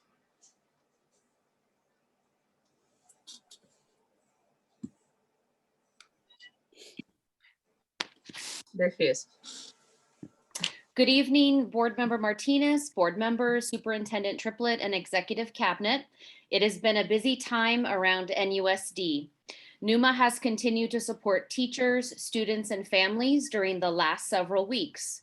Classes are well underway, and lessons have moved from less community building to more rigorous lessons and assignments. Site leaders are working on developing and providing meaningful professional development sessions relating to our 3 priorities under the goal of equity during distance learning. Our focus areas are student engagement through rigorous standards-based instruction, assessment for learning, and social emotional learning and wellness. Our school teams, such as COST and PBIS, are beginning to meet to discuss students' needs and appropriate supports during distance learning. NUMA members, in conjunction with NTA and CSEA, are working together to support our families during this time. Finally, NUMA would like to express our appreciation for the compensation increases provided to our group. We are appreciative of your support of our work and our dedication to the Newark community. Thank you and good evening. Thank you, Ms. Ingham Waters. Okay, and Ms. Gutierrez, you said she was the only speaker? Okay. Correct. Okay, so we move on to item 12, which is old business, and that is the, this is regarding the open seat on the board. And in a previous meeting, the board had given direction that we'd rather keep the seat open and allow that seat to be filled during the regularly scheduled election. Of course, that did require action from our county superintendent. As the rule is, we as a board have 60 days to fill. And if we wait beyond the 60 days, which would have been, I believe, September 13 for us, then it would have gone to the county superintendent, where she would have had to call special election. So what was included as part of the agenda is resolution number 2233, again from the Alameda County Superintendent of Schools, and this is basically the resolution without reading the entire in its entirety. Is that the if you all will permit me to just cut to the bottom part here, which is that the Newark Unified School District Board does not order an election or make provisional appointment to fill the vacancy by September 12th, pursuant to the requirements of Ed Codes 5091 and 5093. The Alameda County Superintendent Schools will not order a special election to fill the vacancy on the district board. Pursuant to Ed Code section 5093, the vacated seat shall be filled as planned at the regularly scheduled November 3rd, 2020 election. Item 3 is a superintendent's designee are hereby authorized and directed to take any other actions necessary to effectuate the purposes of this resolution. And this resolution was adopted on August 31st of 2020 by Superintendent of Schools, Karen Monroe. Okay, so this item is for information only. We knew we were pending this official resolution so that we could go ahead and allow this seat to be vacant until the election. Okay, any questions or comments? I just wanted to say my thanks to President Martinez for continuing to reach out to the county so we can get this resolution prior to the end date. After Ms. Gutierrez put us in a bind, so we were kind of up against the wall. So I'm only kidding. It's been interesting working with 4 board members instead of 5, and it puts a little more pressure on the board to make sure that we're there. And it's I think this board has done pretty well with it. And you know, as I stated time before, I really appreciated Ms. Gutierrez for stepping in and being our board member for a while, and now we're looking forward to the November election, and we'll have basically a complete new board other than President Martinez. And I'm very what's the term or what's the word I'm looking for? I'm very positive that the board that's going to come on board in November is going to do an excellent job in moving us forward. So I appreciate everything you guys do for Newark and our little kids. Thank you, Member Rodriguez. Any other questions or comments from the board? Well, I want to use this opportunity to thank Member Gutierrez for her service on the board for a little bit over a year and a half, and obviously thanking Board Member Rodriguez for serving on the board for close to 24 years. I guess you will complete the 24 years mark. And yes, after November we'll have a brand new board, but I do want to have a little corrections, except for President Martinez. It's actually mathematically not possible for both member win and lose at the same time. At least one of them will be here. We're Hopefully trying on we gotta make sure we don't go too deep on election talk. So, okay. So anyway, with respect to the resolution from our county superintendent, if there are no questions, I will go ahead and move on. Do we need to accept it, or? No, this is her action. So I think it was more for information only. But it is a resolution. So normally a resolution, you know, something gets done on our part. Don't we need to? I did inquire about that, which is a resolution that we needed to adopt, but this is a resolution that comes from them. That comes from them. Right, got it. Okay, thank you. Thank you. Thank you for asking the question. Okay, and with that, we move to item new business, which is 3.1, which is a resolution on distance learning bill of rights. And before we go ahead and get started, Ms.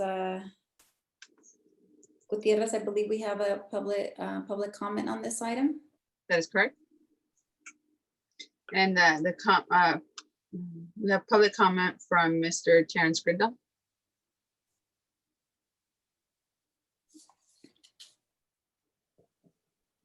Great, thank you. I'm Terrence Grindal. I am a candidate for the school board. I'd like to applaud you for bringing this distance learning bill of rights forward and urge you to support it.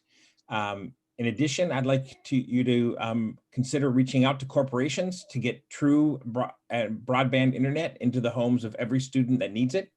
Hotspots are helpful, but the bandwidth limitations and other limitations cause issues for students, particularly where there's more than one student in a household. Also want to encourage you to keep thinking creatively. Other cities are working with the cities to have study locations that are safe and effective places for students to study in libraries and in community centers. So want to encourage everybody to work together to help bridge that digital divide.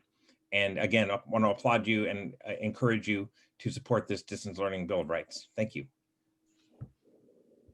Thank you. Thank you, Mr. Grindal, for your comment.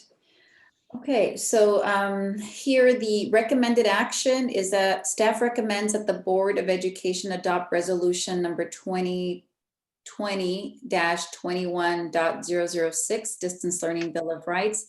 May I have a motion and a second to open any discussion? I'd like to make the motion to approve. I second it. Member Rodriguez moves, Member Zhang seconds. Very good, and I will hand it to you, Superintendent Triplett. Thank you, President Martinez. I'll just say a few words, and then if it's okay, I'd love to then hand it over to Student Board Member Salemi.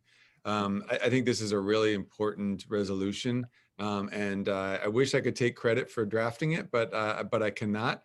This is really drafted by a student board member and some of the other students, I believe, gave input as well. I think it's really important for us to, as a district and as a board, to really be listening to the voices of students, listening to what they are saying about what they need and what they think is really right for their learning. So I just really want to advocate strongly for this. And without further ado, I'm going to turn it over to the student board member. Thank you, Dr. Triplett. And I just want to say, firstly, this is something that I was very happy to have written, and give my thanks to Dr. Triplett and Ms. Gutierrez for the help and support as always. This is truly a promise to our community, and I think it is a form of accountability and a tool to keep our teachers and administration and district accountable, to create a standard here at Newark Unified in a time where, the pandemic has exacerbated the injustices that exist in our community and in our schools. This is important. This is really putting our students first. This is the board telling its number one stakeholders, which are the students, among many other things, that yes, you have a right to your counselors during this time. You have a right to mental health services during this time. That if you're a student with special needs, you won't be forgotten. That if you're a minority student, you won't be put at a disadvantage because of the situation we're in. That the district and the Board of Education here in Newark are committed to its students, that the board wants to recreate trust with our community. And I think this is a foundation for many more meaningful and specific changes that I think we can work toward. And I mean, how powerful would it be if we chose right here, right now, to empower, protect, and commit to our students in an unprecedented way, to really say, yes, we are here for you guys during this time, and we'll continue to be here for you. And I just want to say, we've also seen similar resolutions passing in the boards of education of LA and San Diego. And on a side note, I think we've all seen what kids throughout the country and right here in the Bay Area have been going through. And we've seen the images of kids sitting outside of fast food restaurants all day long in the hot sun just to connect their devices to Wi-Fi. And that's not right. And we need to firmly stand against this. We need to make sure that this isn't happening in our city. Now and always, students are entitled to specific rights. And I think this is a great start. Thank you, student member Salemi. I will open it up for any questions or comments from the board. I just wanted to thank our young people for stepping forward and taking a leadership role. And in the late 60s, early 70s, it was young people that managed to force the end of the Vietnam War, and so many positives came out of young people getting involved more in the importance of voting. And the challenges of today are probably even more so. And I am so appreciative of young people taking a leadership role. And I don't know if you're able to vote yet. I don't know if you're 18, but it's just so warming to, you know, to see this. And it's really going to take us to, you know, so many new important things that we're doing, and having young people lead the way is probably the best way to go, in my opinion. Thank you. I appreciate it. Thank you, Member Rodriguez. Comments, anybody else? I just wanted to say really quickly to student board member Salemi, this resolution is very thoughtful, and I'm always in awe of the leadership that is coming out of our students here in Newark. And you guys have wonderful articulation and are very are capable of doing a lot of great things. So it makes me really excited to be able to approve this resolution, especially it coming from students and the expression of students. So that's really appreciated. Okay. I just also wanted to comment, student member Salemi, what an advocate you are. You know, only in the short time that we've known each other and that you've been here with us. You know, I hope that, you know, more students start to listen to these meetings so they can see what a champion they really have. I mean, really a true advocate. So just very excited to see what you're going to continue to do for not only for the students and their families, as you speak so passionately and eloquently. And so really look forward to working with you and you know, really making a difference. I think you mentioned the word accountability at the beginning. Was it you? Yeah. Right? I wasn't sure if it was you, Dr. Triplett, but that's true. I mean, you know, we all, many times, we all come with really good intentions, but you know, these actions are really a great way to hold all of us accountable, all stakeholders, and really remembering, to your point, who the number one stakeholder is. So thank you so much. Thank you for your work. Thank you, guys. Okay, and so if there are no further comments, I will ask Ms. Gutierrez to please repeat the motion on the table. Motion by member Rodriguez and second by, let me read the actual motion. My apologies. I have staff recommends that the Board of Education adopt resolution number 2020-21.006 distance learning bill of rights. Motion made by member Rodriguez and second by member Jean. Very good. And with that, I will call for a vote. Student member Salemi, how do you vote? Yes. Thank you. Member Nguyen? Yes. Member Rodriguez? Yes. Member Jean? Yes. And my vote is yes as well. So the motion passes unanimously. Thank you very much. And with that, I know that sometimes I speed through some of these resolutions. On this one, historically, and I know member Rodriguez is a champion for this as well, is that we actually read this resolution out loud. So in the past, what we've done is we just take turns with everybody here before us on the panel, and we'll all take a paragraph until we get to the bottom. Is that okay? Does that work for everyone? Okay. So I will ask you to start, student member Salemi. Thank you. Just 1 second. Mhm. Okay. Resolution, whereas due to the ongoing pandemic, NUSD will be beginning in a distance learning setting. The pandemic and distance learning has shined a light on the many forms of inequity and inequality in the Newark community. Further, distance learning has created a setback for those families and students who cannot afford technology. These injustices wrought by the pandemic have and continue to put many students at a disadvantage. Superintendent Triplett. All right, thank you. How come I only get a small one? Okay, no, that's all right. How about you do two? How about you do to the next two, please? Whereas in Newark Unified School District, the mission is to inspire and educate all students to achieve their full potential and be responsible, respectful, and productive citizens. And whereas every student has a right to quality education regardless of any predicament the district faces. And Member Nguyen. And whereas the Office of the Governor of the State of California released guidelines for schools during distance learning, which are also state law. These guidelines include the following.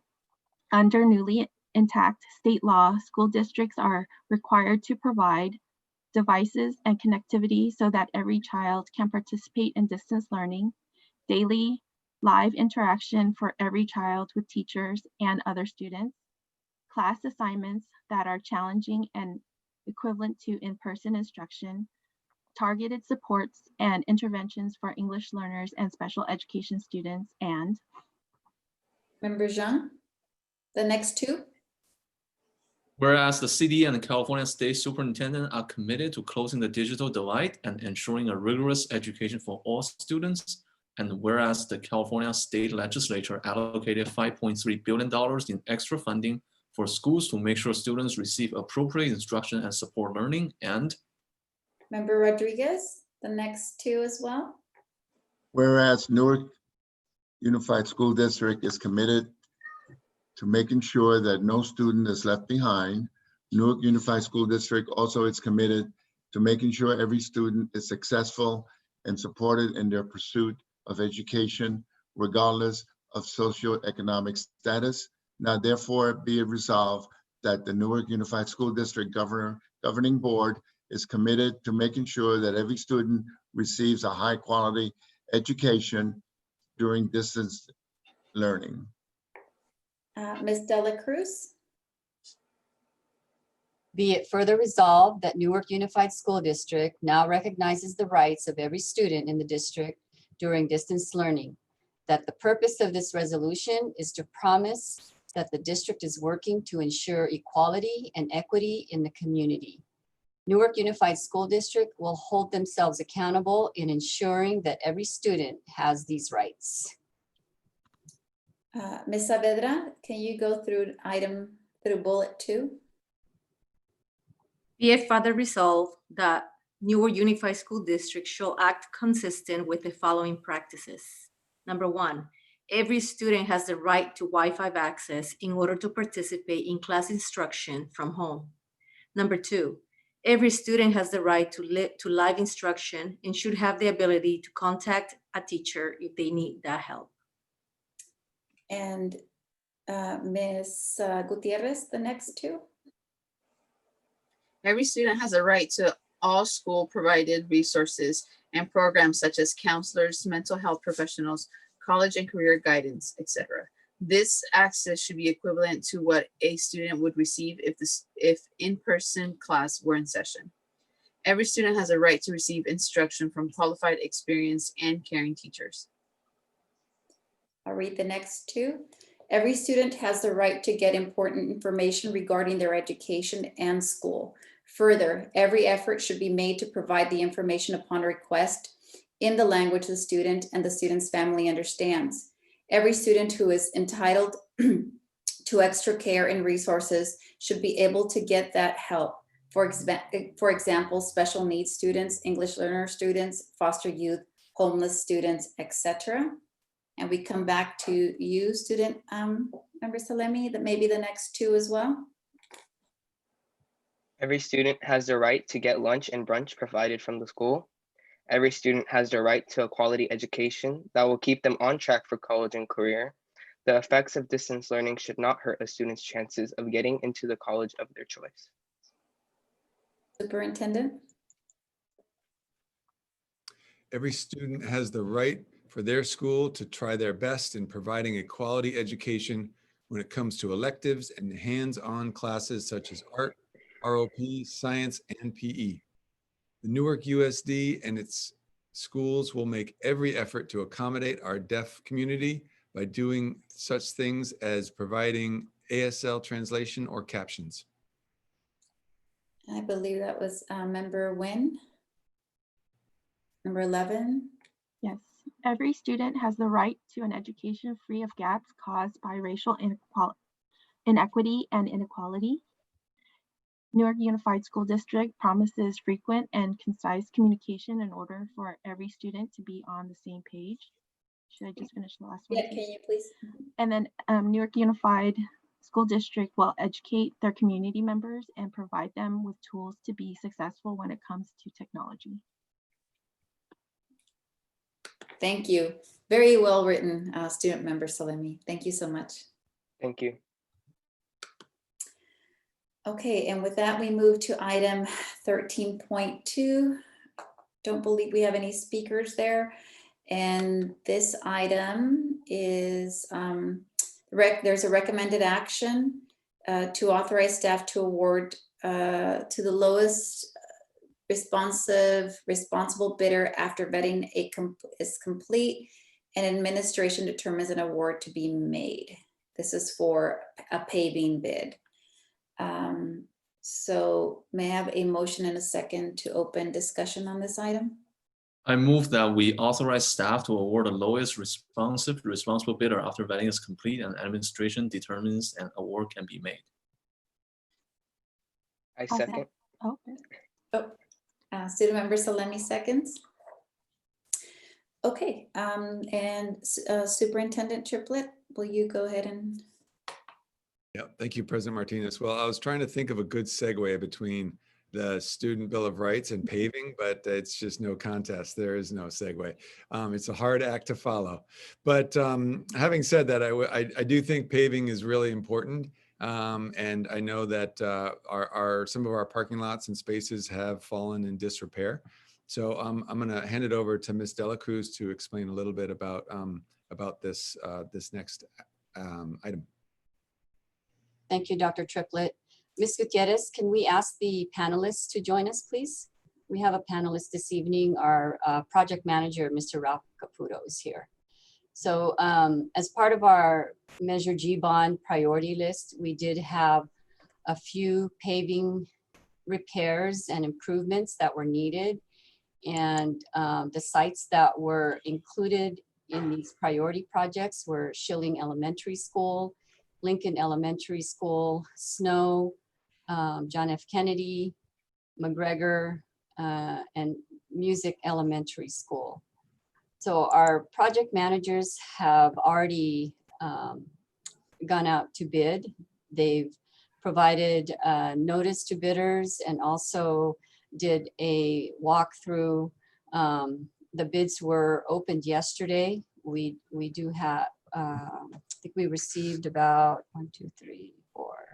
We've already received 6 bids. And I'm going to have Mr. Caputo just describe a little bit of what these projects involve. Good evening, President Martinez, trustees, Dr. Triplett. Yes, yesterday we received 6 bids for paving projects that were on the district's priority list that was reaffirmed in February of this year. And the paving projects involve miscellaneous paving in the front of the campuses mostly, And they vary by campus. This involves 7 campuses plus a little bit of work at the district office, which is funded separately, not with Measure G funds. We received 6 bids. Bids were very competitive. There was a wide range of the bids. The lowest responsible bidder or apparent low bidder right now is $442,101. And the highest bid was $892,762, but most of the bids fell within the $442,000 to $580,000 range, and all within the estimates that we provided.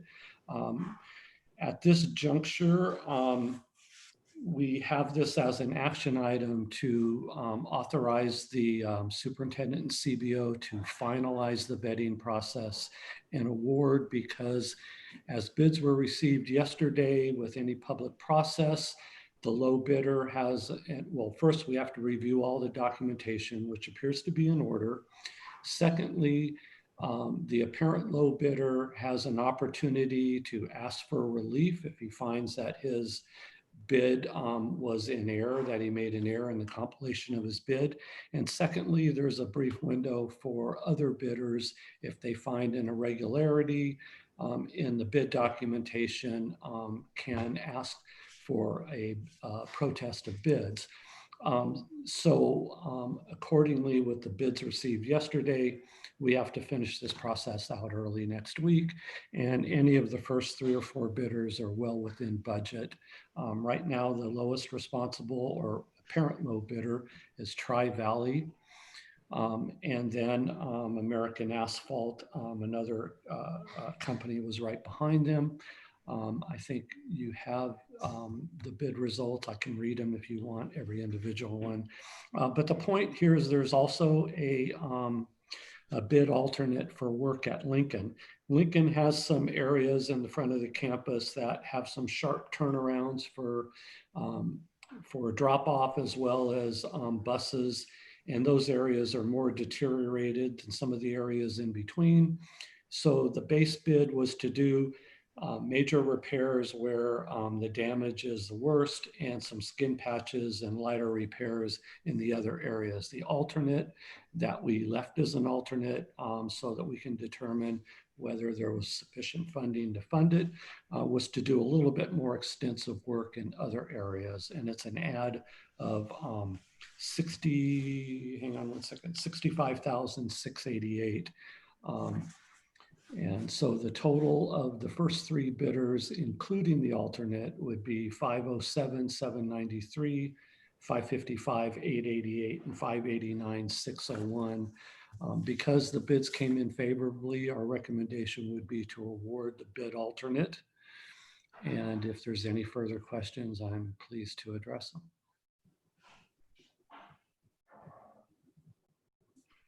Thank you. Any questions from board members? Comments? I think, so I'm not sure if this is a question for you, Mr. Caputo, or Ms. Ella Cruz, but I think just procedurally, obviously, the scope. We know we are in the process of evaluating elementary schools. So with regards to the bid, assuming we approve the bid, I believe the language that the actual contracts, individual contracts, would come back for approval, correct? Because I think that's where we do need to consider, once again, the sequence in terms of what we prioritize in case any of these campuses are affected by the consolidation efforts. So that would be my only concern, or question rather, is do we have that leeway? So the action item tonight is to award the project with the option of the alternate, or to not include the alternate. Beyond that, the board can defer approval. I believe the bid says for 60 or 90 days, but keep in mind, we're getting into the weather. The intent was to award it, if not tonight, at the next board meeting. And the work is anticipated only to take about 45 days. So the work would be done in relatively short order. If we postpone the bid or cancel the bid and rebid it, we're just into a whole nother process, and it might defer it till the springtime or summer. Okay, so this is in essence, you know, just given the timeline, this is work that would happen in the next month and a half or next 2 months.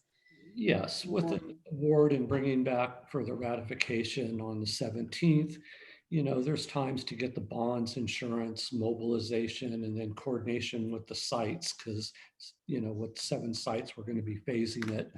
So, you know, it could span a 45 to 60 day period.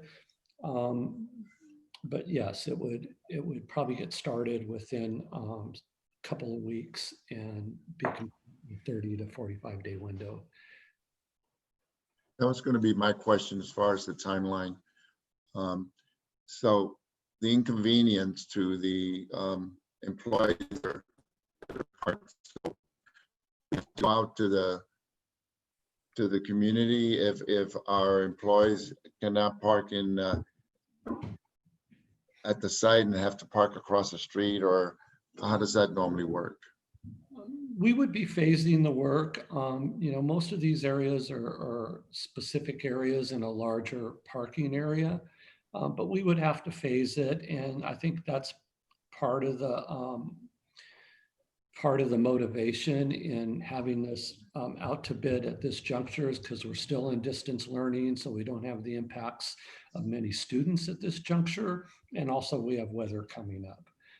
But yes, we would work with each site to look at the most conducive way to get the work done efficiently and still accommodate staff that's coming to the site. And there's always the question, since we're in the process of closing 1 or 2 schools on putting money into the elementary schools, but what we're doing, in my opinion, is something that, you know, we should have done a long time ago, and it's so important. You know, 'cause everybody drives nowadays to be able to, you know, have the parking lot look nice and not have, you know, the way it is. But I did have a question. There's a couple of schools that are not on here. Is it that their parking area is just doesn't need any repair, or is just something that we might be able to do later? So the question is, I'm happy to address that. I didn't know if yeah, go ahead. Cruz wanted to speak up first, how these particular sites were on the list, but these were the sites that were identified more than a year ago for specific campuses and specific portions of the campus. And that's what the funding was allocated for. Certainly, as funds become available, there's not only more needs at these sites, but other sites as well. And then to answer your earlier question, you know, with asphalt repairs such as roofing as well, you know, the longer we allow conditions to deteriorate, the more expensive it is to completely remove and replace, rather than being able to do some patches and overlays, seal coats, and other alternatives we have to not only address unsafe conditions, appearance, but also to extend the life of the entire asphalt section, including the base rock. So, you know, it's an investment in the properties that will prevent you from spending more money next year, the year after, if we don't address these most urgent needs. So if at some point we have kids, we decide to have students come to the sites, if it opens up, and we're in the middle of doing this, would the work then be done in the evening? So there's no disruption during the day? Is that basically what the plan is? Well, the bid was set up not knowing when students would necessarily be coming back, because that's open and subject to change. So inherent in the documents is phasing in each of these areas that would be conducive to that. You know, many of these areas, we have sufficient areas that we could stage the work and be efficient. In some areas we're more limited, so. Thank you. Mr. Rodriguez, I just wanted to add regarding the schools that are on this list, these were the schools that were prioritized several months ago, the ones that were put on top of the list. But it doesn't necessarily mean that if we have the opportunity, we may be able to do other sites. Okay, so I think I'm going to come back to my original question though, because I think we didn't address it, which is, there are some elementary sites, and right now, we're evaluating all sites. So I think, at least for me, to kind of get that clarity and it looks like the work would have to be completed by early November, which is prior to us making decisions, right, on the school consolidation. So can you tell me how much of this is aesthetic versus safety? How much of the repairs are just because we want it to look better versus safety? We're not quite, we don't know what'll happen and what we would do with the sites that remain open. So it really is a question of, do we use the money for this or something different right now? But for me, it is important to understand if it's a safety issue we're fixing versus aesthetic. So obviously any new asphalt surfacing will enhance the appearance, but the work is primarily focused on addressing deteriorated conditions and reducing the liability for further cost if it's ignored, because it'll, through this winter and next, it'll just create further deterioration and more expensive repairs or full replacement rather than some overlays and repairs. So it's preventative maintenance and addressing, big potholes and very much deteriorated conditions. Also, I will indicate to your prior question that under public contract code, we have bids. We can award the bids. We also have the ability to negotiate work out if there is a change in direction on a particular school. But it would have to be done in the negotiations. We cannot add work and increase the scope of a bid beyond 5 or 10% if there's something there, because that would foster us to really want to throw out bids and do a new bid. But under public contract code, we can work with the low bidder when that process is complete and remove a campus or delete certain work or negotiate to put certain work on hold. The bid was based on a whole of a project and a lump sum, although we will be requiring a schedule of values for each site so we can budget it separately and appropriately. There is the ability to talk about putting something on hold or negotiate a school out.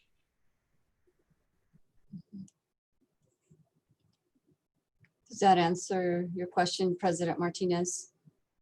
The actual contract will go before the board at the next board meeting.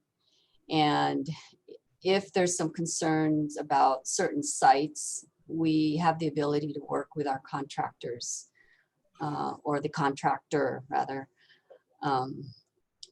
in terms of, possibly maybe putting a site on hold or possibly even deleting a particular scope of the project. Ms. Dela Cruz, could that be written into the contract prior to it being approved? From my understanding, it's already something that we are, that's allowed under our public contract code and under the terms and conditions. Is that correct, Mr. Caputo? Yes, we have the ability to delete a site if that's what the district wants. We just have to negotiate with the contractor the price of it, and it could either be in the award of the contract or it can be done as a change order. I do want to just mention one small thing, that previously the board approved that for the Measure G bond, we only spend up to $500,000 on paving. And for the Russian fund, only up to $10,000 on paving on the district office side. So that was what the previous what the board approved previously. Yeah, but we also said that depending on how the actual bids would come out, that we would review the budget with the board. And fortunately, with this particular bid, it did come in lower than the 500,000. The lowest bid is at 440,000. Good. Thank you. So to answer your question, Ms. Ella Cruz, that does help. I think I get clarity in terms of what we're, again, just bringing us back to the bid and what we're voting on. I think to Member Wynn's point, I think it will be important as in the next phase, assuming we move forward, that there is language. My biggest concern is timing. I think there was some language, and I don't know if it's referencing the completion of the contract or the completion of the work, but it's early November, right? So if I think it says the work must be completed or something must be completed by the first week of November. So I think timing is going to be important. Making sure because if we overlay our Consolidation Advisory Committee work, that would not be completed by November. The recommendation would not come to the board by that time. So if you can please be, make sure that the time frame and that flexibility is built in given that time frame. Sure. Yes, we can certainly work on that. With respect to the dates, the notice or the time frame is based on a notice to proceed, and that's after bonds, insurance, and award is made. And it's, I don't have it right in front of me, but it's 40 or 45 calendar days from the issuance of a notice to proceed, which is from the board approval. And then we review final contracts, make sure we have insurance in hand, and then the clock starts. So that November time could fluctuate depending on when we make actual award. Yeah. Okay, very good. Thank you. So if there were no further comments, I will ask Ms. Gutierrez to repeat the motion on the table. The motion is that staff, for the board to authorize staff to award the lowest responsive. You're at 3652. Authorize staff to award the lowest responsible bidder after vetting is complete and administration determines the award to be made, with a motion by member Zhang and second by student member Salami. Student member Salemi, what is your vote? Yes. Member Zhang? Yes. Member Wynn? Yes. Member Rodriguez? Yes. My vote is yes as well. Thank you. So the motion carries. Thank you. Thank you. Thanks for joining, Mr. Cabuto. Good evening. Okay, moving on to item 13.3, Board Policy 4040. The recommended action here is, sorry, I didn't ask. Do we have any speakers for? No. Okay, thank you. So item 13.3, the recommended action is staff recommends that the Board of Education approve Board Policy 4040 as presented and replace Administrative Regulation 4040 user obligations and responsibilities with Exhibit 4040 employee use of technology. I have a motion and a second to open discussion. I'll make the motion. Rodriguez. May I have a second? I second. Member Wynn seconds. Thank you. And Superintendent Triplett, I will hand the baton to you. Thank you, President Martinez. I believe we're going to have Ms. Saavedra speak on this this item. Yes, thank you, Dr. Triplett. This policy is a policy that is updating the language regarding the user obligation responsibilities for the use of technology on campus. The caveat here is that while we had previously in other board policies, they usually come along with an AR. This one is actually being replaced with an exhibit. The exhibit is directly coming from the state as a recommended language for employees to sign and commit that they will be following remote our employee use of technology.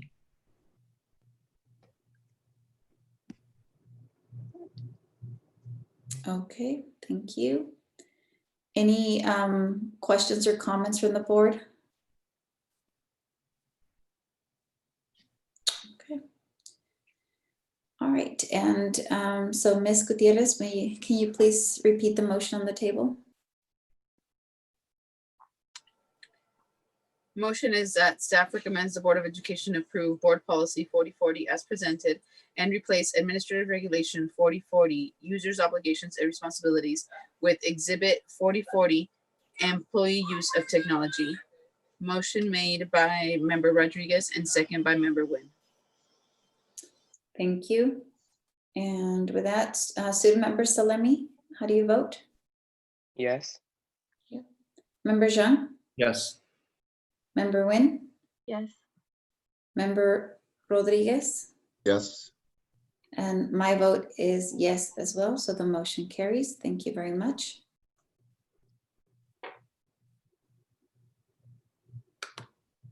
Thank you. Okay. Moving on to item 13.4, which is the 2019-20 unaudited actual financial report. Staff recommends that the board approve the 2019-20 unaudited actuals financial report. We'll hand that to you, Ms. Superintendent Triplett. Thanks, President Martinez. Yeah, this really marks the closing of the books for the last budget year. So I think it's really significant. And I'm sure you've looked over the document, but 185 pages represents an unbelievable amount of work on the part of Ms. Dela Cruz and her team. So I just want to really appreciate them and their thoroughness and all of their attention to detail. But I do think it would be worthwhile to have Ms. Dela Cruz speak a little bit to the details, and then I'm sure that board members may have some questions that they want clarification on. Sorry, before I kind of got out of my cycle here. So to open discussion, I would ask for, I didn't ask for that, right? A motion and a second on this. So apologize for that. To open discussion, may I have a motion and a second on the recommended action that staff recommends that the board approve 2019-2020 unaudited actuals. So may I have a motion and a second, please? I move to approve item 13.4, 2019-20 unaudited actual financial report. Thank you. I second it. Thank you, Member Jean. Okay, and with, I apologize for the interruption. Ms. Dela Cruz, go ahead. It's okay. Thank you, President Martinez, Dr. Triplett, and members of the board. Can I please have sharing access, or do I already have it? You have it. Okay. Do you see that? Yes? Yes. All right, thank you. It's my pleasure to present to you the 1920 unaudited actuals report. This report is our end of the year review of last year's 1920 actual revenues and expenditures. It covers the period of July 1st, 2019 through June 30th, 2020. And this report is due to the Alameda County Office of Education by September 15th. We will have our auditors review and provide the audit report by December 15th, which is why this is called unaudited, because our auditors have not yet reviewed our report. So in summary, our 1920 actuals, if you look at the highlighted column, we ended with a $1.6 million surplus. If you look at our revenues as compared to the estimated actuals, which was our budget before we closed the books, our revenues projected were pretty much on target. We were 99.93% accurate. If you look at the difference between the actuals and estimated actuals, is only about 48,000. That's a 0.07% difference. And in our expenditures, we were 3.25% lower than our estimated actuals. So our beginning fund balance was at 7 million. With a net increase of the 1.6 million, we ended with a fund balance of 8.6 million. Some of the planning factors throughout the year that was used to develop our budget and also close our books was pretty much remained the same throughout the year, which included our cost of living adjustment. You can see that at adopted budget, we had projected a 3.26% and we ended with a 3.26%. And our STRS and PERS rates remained the same, starting with 17.1 and ended with 17.1. So the rates throughout the year pretty much remained the same. In terms of our ADA, which is the average daily attendance for our district, and our enrollment, the actual ADA was 5,477. And as you recall, because of the school closures, the cutoff for last year was February 1st for 1920. However, this was a decrease of about 83 ADA compared to 1819, which was 5,560. And our district, our districts are funded based on the grader of the current year or the prior year. And since our prior year adjusted ADA was 5,553, that was the number that we were funded on. And in terms of enrollment, our certified enrollment was 5,631 in 1920. This was unfortunately a decline from the previous year, or actually lower than what we had projected at adopted, which we had projected 5,700, but it was also lower than the previous year enrollment, which was 5,718. Our ADA to enrollment ratio for 1920 was 97.3%, which is in line with the average for the last 5 years, which has been 96 to 97%, which is really good. I just want to review a little bit about our unduplicated pupil percentage, because we did talk about this at our interim reports.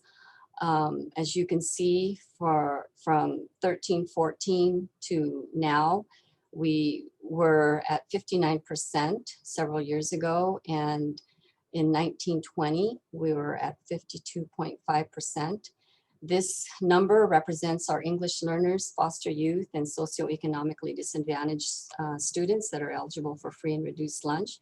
And the reason why this is important is because we receive additional funding based on our UPP. Anything above 55%, the district receives additional concentration money.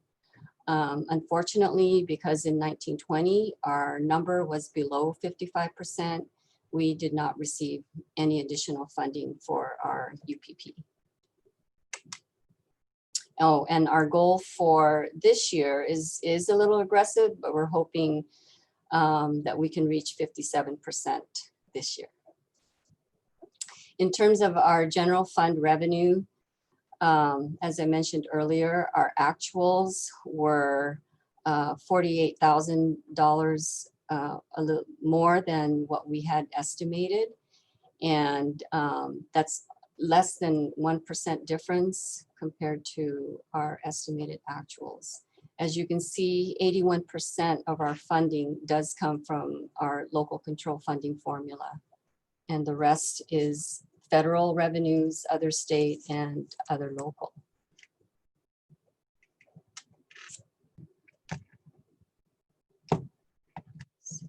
excuse me, Ms. Dela Cruz, are you able to increase it to the presentation view for everyone? Is this not presentation? Yeah, it's a little small. If it goes to the full screen, that would be better. Okay, let's see. Maybe the slideshow button.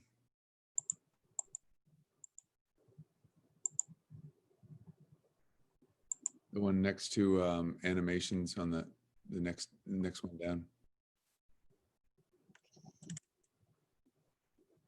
Animation. I like that one. That's a senior button, the big one. I'm sorry. You can also, sorry, Ms. Licker, you could also go to the bottom of your screen and right next to the, what is that? To your, is it your date or your battery? There's a little icon for presenting. It's right next to your percentage, to your percentage. Go down one more, keep going to your, keep going right next. Yep, nope.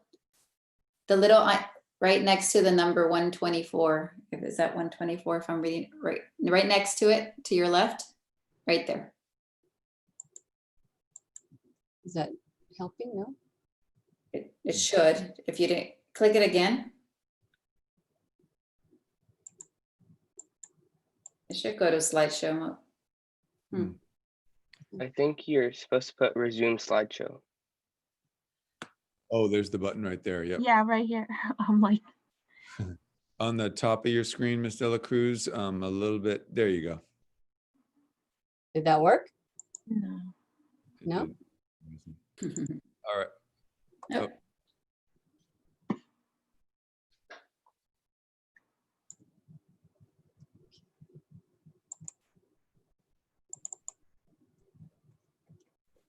All right, maybe we should just move forward. Yeah.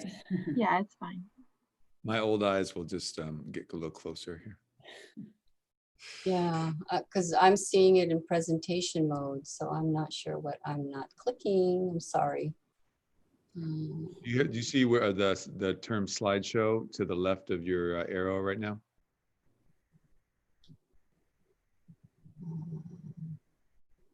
My arrow? Yeah, where your arrow is to the left. Slideshow directly to the left. Yeah. Move Okay. your arrow for a minute. Move your cursor. Okay, there you go. Now move it back to where it was to the left, to the left, to the left, and up. There you go. Up. Now to the right. You know, I don't think Mrs. Dela Cruz can actually see her cursor when she moves on to the top, because on her computer that's presentation show. Yeah, that's powerful. Okay, let's move on. I'm sorry. Yeah, because I'm not. I went to options and I hit Zoom and I hit 100% and it's real big right now. That's the magic button. Fair enough. Yeah, that makes sense. Okay, it has something to do with sharing screen, I'm sure, and I'm not seeing the. No problem. So. I apologize for interrupting. No, it's okay. So, all right, where was I?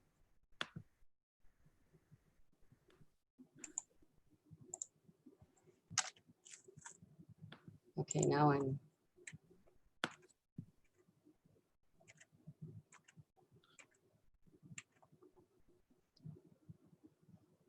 Is this the last one? The revenues, we're talking about revenues?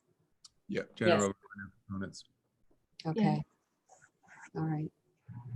So in terms of our revenues, 81% of our revenues does come from LCFF. And the rest is from federal, other state, and other local revenues.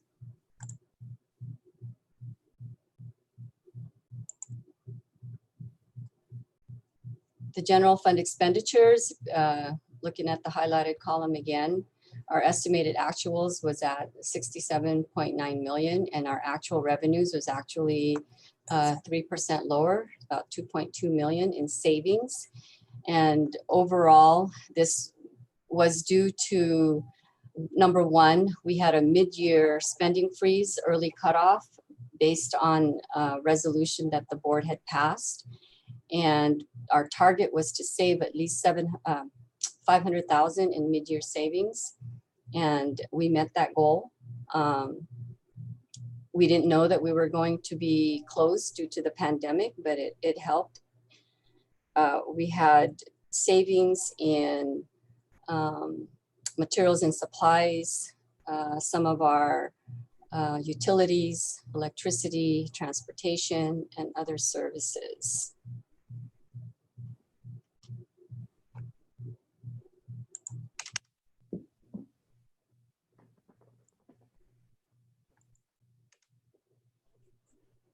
We received federal support. The Federal CARES Act provided funding. We closed our schools on March 17th due to COVID-19, and our students and our teachers transitioned to distance learning. The federal and state emergency funds provided support related to activities due to the pandemic, and a total of $570,000 in expenditures was spent for disinfecting facilities, protective equipment, maintaining our nutrition services, and providing materials for distance learning. These were all funded by the federal and state emergency funds. We do provide contributions and transfers to our restricted programs, and mainly in our special education program, our routine restricted maintenance account, and our after-school program. So as you can see, our estimate at adopted was at 9.6 million, but our actual contribution came in at about 9 million, which was $666,000 less than we had anticipated. And this was due mostly to the reduced spending due to closures of our schools, and also some increase in special ed revenues.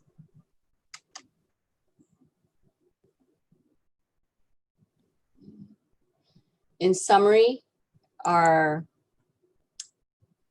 general fund ended up with 6.1, almost 6.2 million in unrestricted fund balance, and our restricted fund balance is 2.9 million. The unassigned amount of 482,000 represents the Federal CARES Act and emergency funding that we received.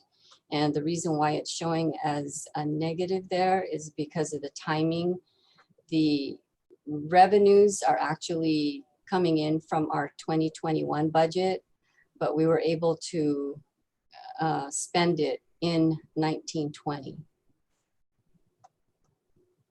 The details of the restricted ending fund balance is included in the full report. So in terms of where we were and the direction that we're going, if you look at our prior year actuals and our multi-year projections, this gives you an idea of how our year ended in prior years. Starting with 16-17, you can see that we had a deficit of 1.3 million. And this was a year where there was a transfer from our special reserve, Fund 17.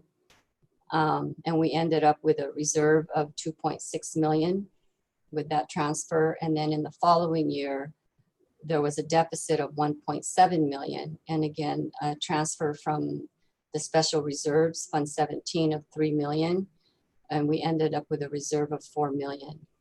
And in 18-19, we had a slight surplus of 252,000, where we ended with an ending fund balance of 4.4 million, almost 4.5. But part of that fund balance was designated for other assignments. There's 700,000 in other assignments and non-spendable. And we ended up with a reserve of 3.8 million. And last year in 1920, this this past year, this is where we ended up with our increase of 1.7 million. So now our ending fund balance is almost 6.2 million, which gives us a reserve of 6 million. And for the next 3 years, including this budget year, we're looking at a slight increase next year surplus. But in 21-22, as you can see, we will have a deficit of 203,000. And then in 2020, 22-23, it's 1.8 million. And that's assuming our assumptions stay the same. And part of that assumption is that there's an estimated $1 million in savings from school consolidations and closures. So based on these current assumptions, we will be able to meet our 3% minimum, which is what's required to have in our reserves, which is about $2 million per year. But again, keeping in mind that this is all based on current assumptions.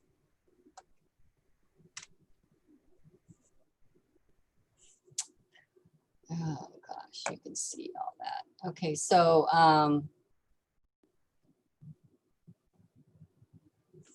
in our other funds, we do have positive balances in our adult education fund, our child development fund. We have a cafeteria fund and special reserve, our building fund and capital facilities, developer fees, special reserves, our bond, and our self-insurance fund. So in total, we do have 60 million in ending fund balances, but other than the general fund, most of that is restricted.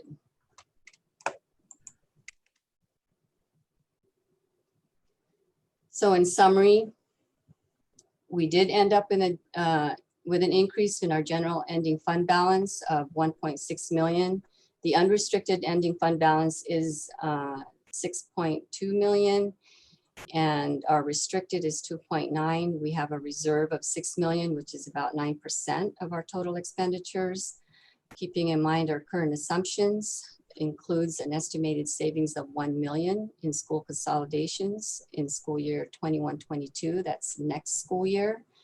But even with that estimated savings, we're still experiencing a projected deficit of 203,000 and 1.8 million in the following year. If we do not end up consolidating and closing schools in 21-22, we just want to keep in mind we would need to identify other significant reductions in other areas. So school funding in future years is still uncertain due to COVID-19. Right now they're projecting zero COLA, but there's a possibility that we could have a deficit factor. Our auditors will be here for to review our books and have our report ready by December 15th. And our next report will be the first interim report, which would be in December. So with this, we're recommending approval of the 19-20 unaudited actuals.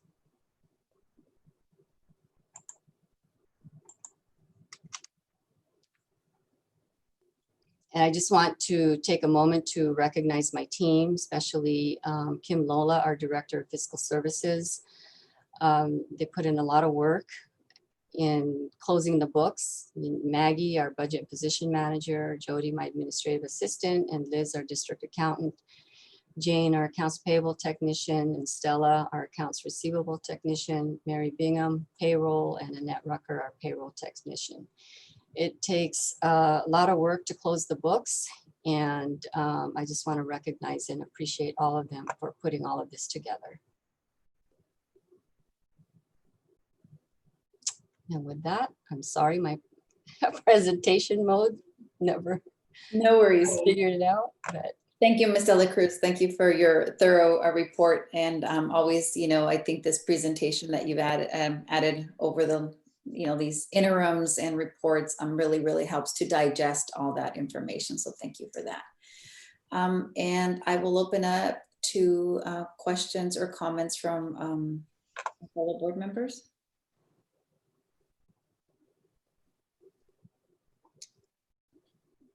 Any particular questions? So just questions and comments. So one comment I want to make is I'm actually glad to see the reduction on the services and operating expense column, which is the object code 5,000 plus. Ever since I got onto the board, and that column has been occupying an ever increasing slice of the pie. I think it started with 7.8 million, then it's 9 million plus, and we're projecting more than 10 million. So it's good that we get that under control, and hopefully we'll continue to be vigilant and monitoring that slice of the pie. Question regarding the budget projection. So what is there any base, or what is the base that we project the unduplicated count for next year to be 57%, even though we have seen chronic decline on that percentage? That's number one. Number two is that in projecting this New Year's budget, under what assumption do we have as to when the school will reopen, meaning we'll start paying the utility bill? So in terms of the UPP, the 57% goal was really based, I mean, it's an aggressive and very, very different from what we've experienced, I understand, but it's really just based on what we hope to do in terms of getting more applications for our free and reduced lunch eligible students. We have experienced 57% in the past, so it is our hope that we can reach that goal, but we'll have to wait and see. And the other part of your question had to do with if we were to open up schools in terms of how that would impact our utilities. Yeah, and I'm just guessing the projection of next year with a surplus of roughly 700,000. That is based on the assumption of when the school will reopen. Is that next January, or based on the assumption that school will reopen, will be closed for the entire year, therefore not paying that much utility bill? Yeah, when we built the budget, we didn't really make any adjustments to our utilities because we weren't sure whether we were going to go in person or distance learning. So this is you're saying where you're projecting the budget based on the normal usage of the utility? Yes. So that's pretty much guaranteed on the more conservative end. Yes, very much so. Okay. So more than likely, because we've already started in distance learning, we've already experienced some savings there. Thank you, Mr. Leclerc. Thank you, Member Zhang. Any other questions? Member Nguyen? So in terms of the goal for the UPP, I know that just this week it was stated that, you know, all the kids are going to be able to receive lunch regardless, or, you know, meals throughout the district. And how are we being proactive and making sure that families still are informed to fill out the forms, despite the fact that, you know, it's really convenient now for them not to have to fill out the form? So how would we go about doing that? I know that we started out with an aggressive campaign. Our child nutrition department sent out mailers and emails and what is that called? The phone calls, calls. Yes. So we would just continue to make every effort to try and get those applications in. The fact that we are providing free meals now is not, shouldn't change that. So we're going to continue to try and get those applications in. If I could add, I appreciate that question, Member Nguyen, because the truth of the matter is it's going to be, the fact that we now are providing food for anyone under 18 is a good thing for the community. Yes. But it will create challenges around trying to get people to fill out the form when they don't actually need to fill it out in order to receive food. But we have, like Ms. Del Cruz said, we have been really pushing an aggressive campaign, and part of that is also having our parent partners have been one-on-one with families, helping them fill it out, to walking them through it. I do think we need to continue to think of additional strategies for having those applications filled out. One thing that we can definitely consider is as we build out these family tech workshops, I think that would be a great place to engage with families around also, hey, have you filled out the application form? This is really important. It's really important to the health of our district, et cetera, et cetera. So I think that's another place where we're gonna start doing more outreach as we have more of these family workshops. Thank you. And I know that Member Rodriguez and I will be continuing to engage with families and pass out lunches throughout the next several weeks. So we will definitely do our part in making sure that we'll help pass out the forms to families. Thank you. Appreciate that. Thank you. I think we all picked up on that 57% huge, kind of data point there. Of course, my discomfort is with the word "we hope," because as I mentioned to Dr. Triplett, hope is not a strategy. So, I think I think we have to start from a place where do we believe that 57% of our kids are eligible of our families. If we believe that that is a true data point, then I think it's just being, I think the rest of the board member would like to understand what specifically are we doing. And Dr. Triplett, you just spoke about really taking advantage of any point of engagement, right? But I think that it's difficult to, given that we're kind of giving food, no questions asked, if you will. So it is going to require more rigor. I think that is an important, not only because of course it does give us those additional funds, but because we know there are families out that are in need, and just really having that clarity of who they are so we can, specifically reach out to them. I think that'd be great. So, that's my only comment. I think that, again, the information is quite digestible.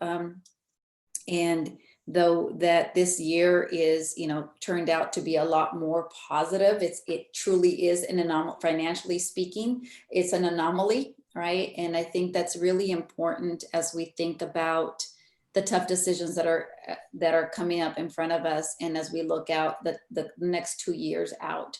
I say this because I know that there have been some discussion or out in the community about, well, hey, we're actually doing a lot better than what we thought, right? But I think it's really difficult to say we are making a decision based on current condition, because this is not a normal condition. And I just wanted to kind of add that comment, because we still have the pressure, and we heard it from FCMAT today. We are considered high risk, and some of that is because even though we have indicated the intent to make these changes, we haven't delivered on that. So again, to not only my fellow board members, but really to the community, as you're looking and reviewing the information, please know that that is what we have in mind as we're marching forward with some of the difficult work ahead of us. Okay, but thank you again, Ms. Dela Cruz and Superintendent Triplett, for the report. Okay, so with that, Ms. Gutierrez, if you could please repeat the motion on the table, please. Yes, the motion is that staff recommends the board approve the 2019-2020 unaudited actuals financial report. Motion made by Member Nguyen and second by Member John. Thank you very much. Student Member Salemi, how do you vote? Yes. Thank you. Member Zhang? Yes. Member Nguyen? Yes. Member Rodriguez? Yes. My vote is yes as well, so the motion passes unanimously. Thank you. Thank you. Item 13.5, staff recommends, it's 2020-21 agreement with Curriculum Associates for iReady services. Recommended action is staff recommends approval of the agreement with Curriculum Associates.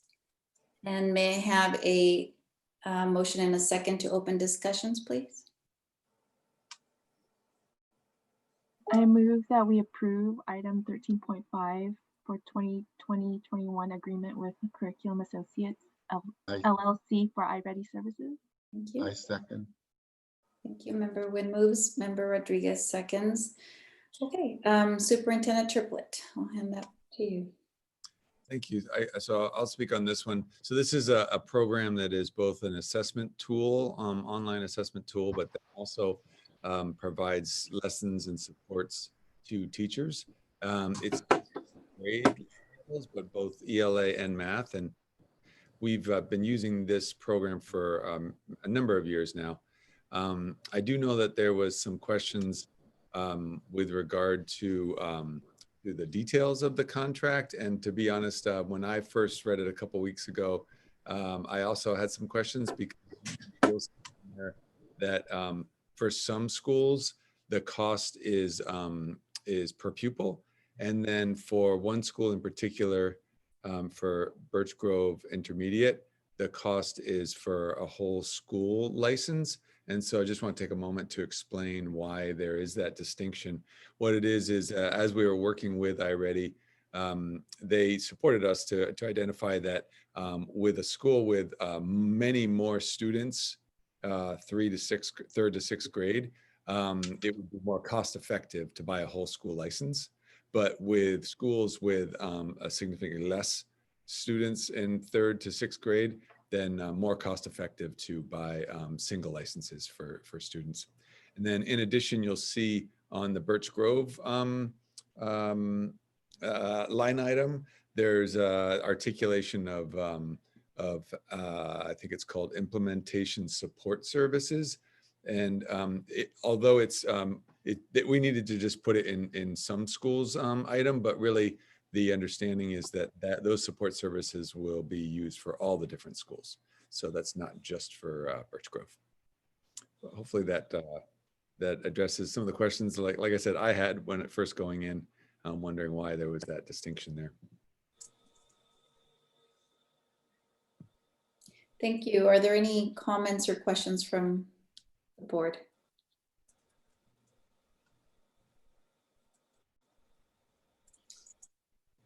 I happen to, as far as the teachers for my children have used iReady, I'm a big fan of it. And I know that there's high reliance on it right now. So I think anything we can do to give them those tools is great.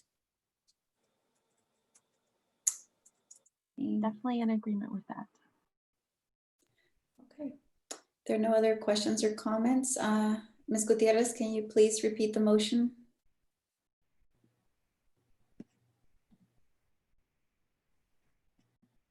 Staff recommends approval of the agreement with Curriculum Associates LLC, and the motion is made by Member Nguyen, second by Member Rodriguez. Thank you. Student Member Salemi, how do you vote? Yes. Member Zhang? Yes. Member Rodriguez? Yes. Member Nguyen? Yes. And my vote is yes as well. So the motion passes unanimously. Thank you. Thank you, Superintendent Triplett. Before we move on to item 14, just watching the clock, we're at 15 minutes out. I'm going to ask, I believe, and you all can tell me if you think I'm wrong, for a 30-minute extension of the meeting. I think we should be done by 10:30 since we could only extend once. Does that make sense? 30? By 30 minutes. Thank you. Member Jean, you have a second? A second. Okay. So the meeting extension is for 30 minutes. And student Member Salemi, how do you vote? Yes. Member Jean? Yes. Member Rodriguez? No. I mean, yes. Member Nguyen? Yes. Okay, my vote is yes as well. So the motion carries. We extend the meeting by 30 minutes. Okay, so with that, we move to item 14, which is consent agenda personnel items. Staff recommends approval Staff recommends the board approve the personnel report as presented. May I get a motion and a second? So move. Member Rodriguez moves. I'll second. Can Member Salemi do a second on a personnel item? Ms. Sorry, Lucas? no. Okay, sorry about that. Okay, thank you. I'll second it. Thank you, Member Jean. All right, Member Rodriguez moves, Member Jean seconds. And Member Rodriguez, how do you vote? Yes. Member Jean? Yes. Member Nguyen? Yes. And my vote is yes as well, so the motion passes. Item 15, consent agenda, non-personnel items. We do have Ms. Gutierrez, a speaker for item 15.1. So if I can ask for a motion and a second to approve items 15.2 and 15.3 on the consent agenda. I move that we approve item 15.2 and 15.3. Second. Thank you. And student member, how do you vote? Yes. Member Jean? Yes. Member Rodriguez? Yes. Member Nguyen? Yes. And my vote is yes as well. So items 15.2 and 15.3 are approved. And we do have a speaker for 15.1, which is the Bridgepoint Continuation Crossroads Alternative High School 2021 School Plan for Student Achievement, or the SIPSA. Okay. Ms. Gutierrez? Do you want, okay, yes, sorry. Let me get the speaker. And she should, the speaker here, I have Ms. Davida Saib. Okay, thank you. And President Martinez, should we also call in the two staff members to potentially speak on this item if questions arise? Let's go ahead and do the speaker. And if there are any questions from the board, then we can go ahead and bring them on. Okay, thank you. Go ahead, Miss. Is it Saib? Please correct me if I'm pronouncing it wrong. She's on. Oh, there we go. Hello, it's Mrs. Saib. Can you hear me all? Okay, thank you. Okay. Good evening, board members, educators, and fellow community members. We moved to California in October of 2019. This was the second move for both of my teenage daughters during their high school career. We moved from Texas to Colorado and then to California. So as you can imagine, each transition had its challenges. The hardest for them was the move from Texas to Colorado. The school was unfortunately dealing with its own challenges, and then my girls fell behind. The school there had no structure, and the students were allowed to leave class as they chose. So as you can imagine, two teenagers who were struggling with new state, new curriculum, trying to make friends, etc. They chose to leave class often to be with whatever friends they had made. Both of my daughters ended up being a full year behind. They were both on track to be a 5-year high school student. When we moved to California, we were worried about what to expect for high school for them. We moved to Newark and found Bridgepoint High School, where one of our daughter attends, and Crossroads, where the other one attends.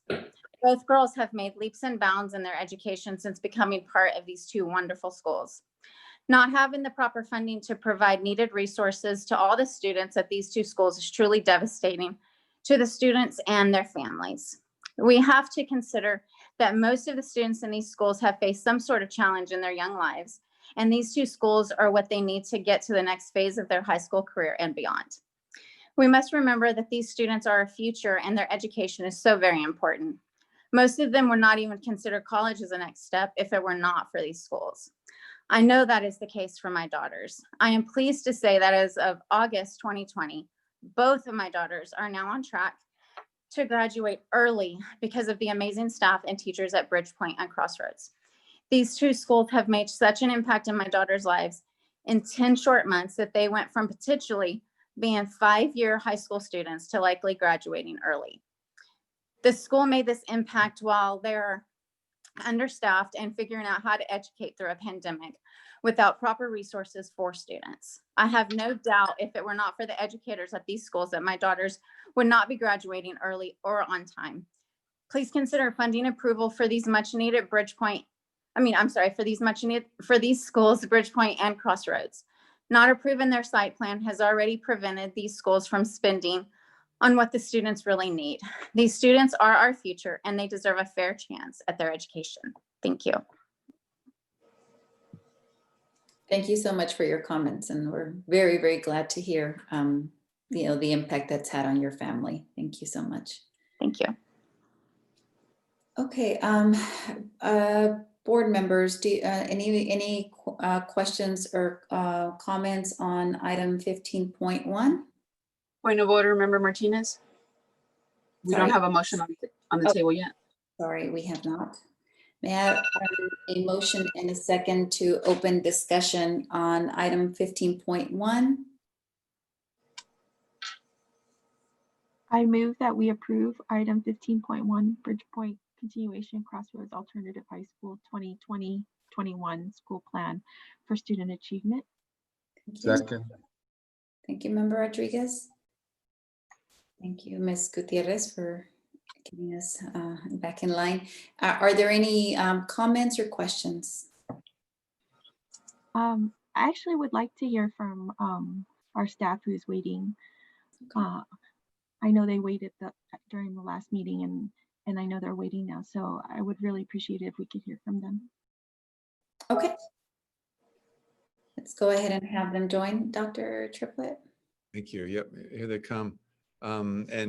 Just allow me to introduce our wonderful principal, Ms. Calderon, who is the principal of all of the schools on the McGregor campus, as well as Ms. Cervantes Falk, who is in charge of all our special projects and supports with all the site plans of our schools. Welcome to you both. Thank you. Welcome. Thank you. Are there any specific issues or sections of the SIPSAs that the board members would like to hear, or just maybe just a general overview? Given that it's in a consent item, unless there's specific questions, I'll maybe just something that you'd like to highlight, unless there are specific questions. No specific questions, just highlights or an overview. Would that be you, Ms. Calderon? Sure. So just a brief overview. There are two separate plans, as Bridgepoint and Crossroads operate as two separate schools. One thing I wanted to make a point of clarification. I know that there has been a lot of questions around our membership and our compliance with Ed Code. In our August 7th meeting with Ms. Cervantes Falk and Heather Bell of the CDE, Ms. Bell said that the membership of both of our schools has been consistently in compliance since I became principal. So I just wanted that to be known to the public and to the community, to reassure everyone that we are always looking to be compliant when it comes to meeting those kinds of parameters. It's really important to us. As you can hear, we serve some really underserved families, families that are of at-promise youth, and we want to be there to support them as best we can. Both of our plans are focused on making sure that we improve our graduation rate for both of our programs. We are lucky in some ways that this has been an area of challenge, because it's meant that we could retain a full-time academic counselor. As Ms. Rollins spoke about earlier, he is piloting advisory for Bridgepoint, looking to do that at Crossroads as well, to help our students expand their college and career readiness skills. We were hoping to hire additional clinicians to serve our non-Medi-Cal students. Because of the postponement and the delay, we weren't able to post those positions, but we're hoping we can do that because we want to make sure that mental health and wellness continues to be kind of a key component of the support services that we provide. And just as always, our SIPSA funds are incredibly important. We don't get a lot of general funds. We are small, so we don't get quite the ADA that our sister schools get, but we are looking to always expand the resources that we have for all of our students. Thank you. Thank you, Ms. Calderon. Okay. Any other questions? Can I say something? Sure, Member Rodriguez.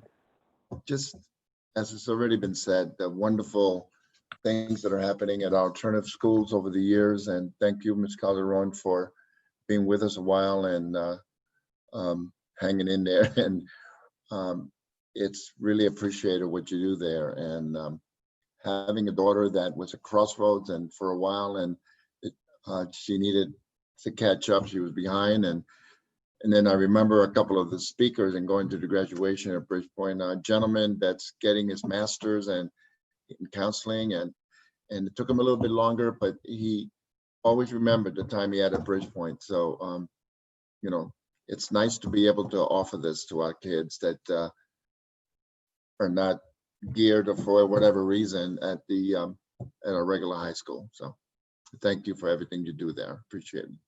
And all your staff. Thank you. And thank you so much for your patience. I know that the process is, at least for, you know, for both of the schools, Crossroads and Bridgepoint, unfortunately, procedurally, we had some hiccups there. And, you know, I think it is important that you do highlight the actual impact of that. So we will always try to do our best procedurally. That doesn't mean that, to your point, we're not trying. So I think that is, you know, something that we've talked about in the meetings with our community, that there are times when we don't, a procedure gets missed, but it's not intended, it's not ill-intended. Unfortunately, sometimes it does have these consequences, direct impact to our kids. So, you know, we're all learning.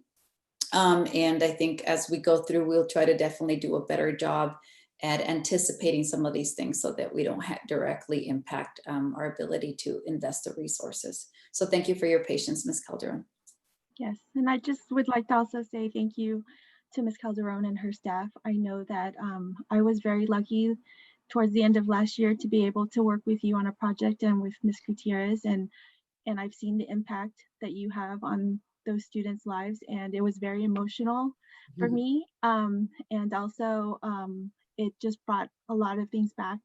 And I know how much work your staff is doing and how much you guys really care and love your students. And they in turn love you guys so much back. And I saw that, and I was very grateful for that. So thank you so much for all your hard work, and your staff as well.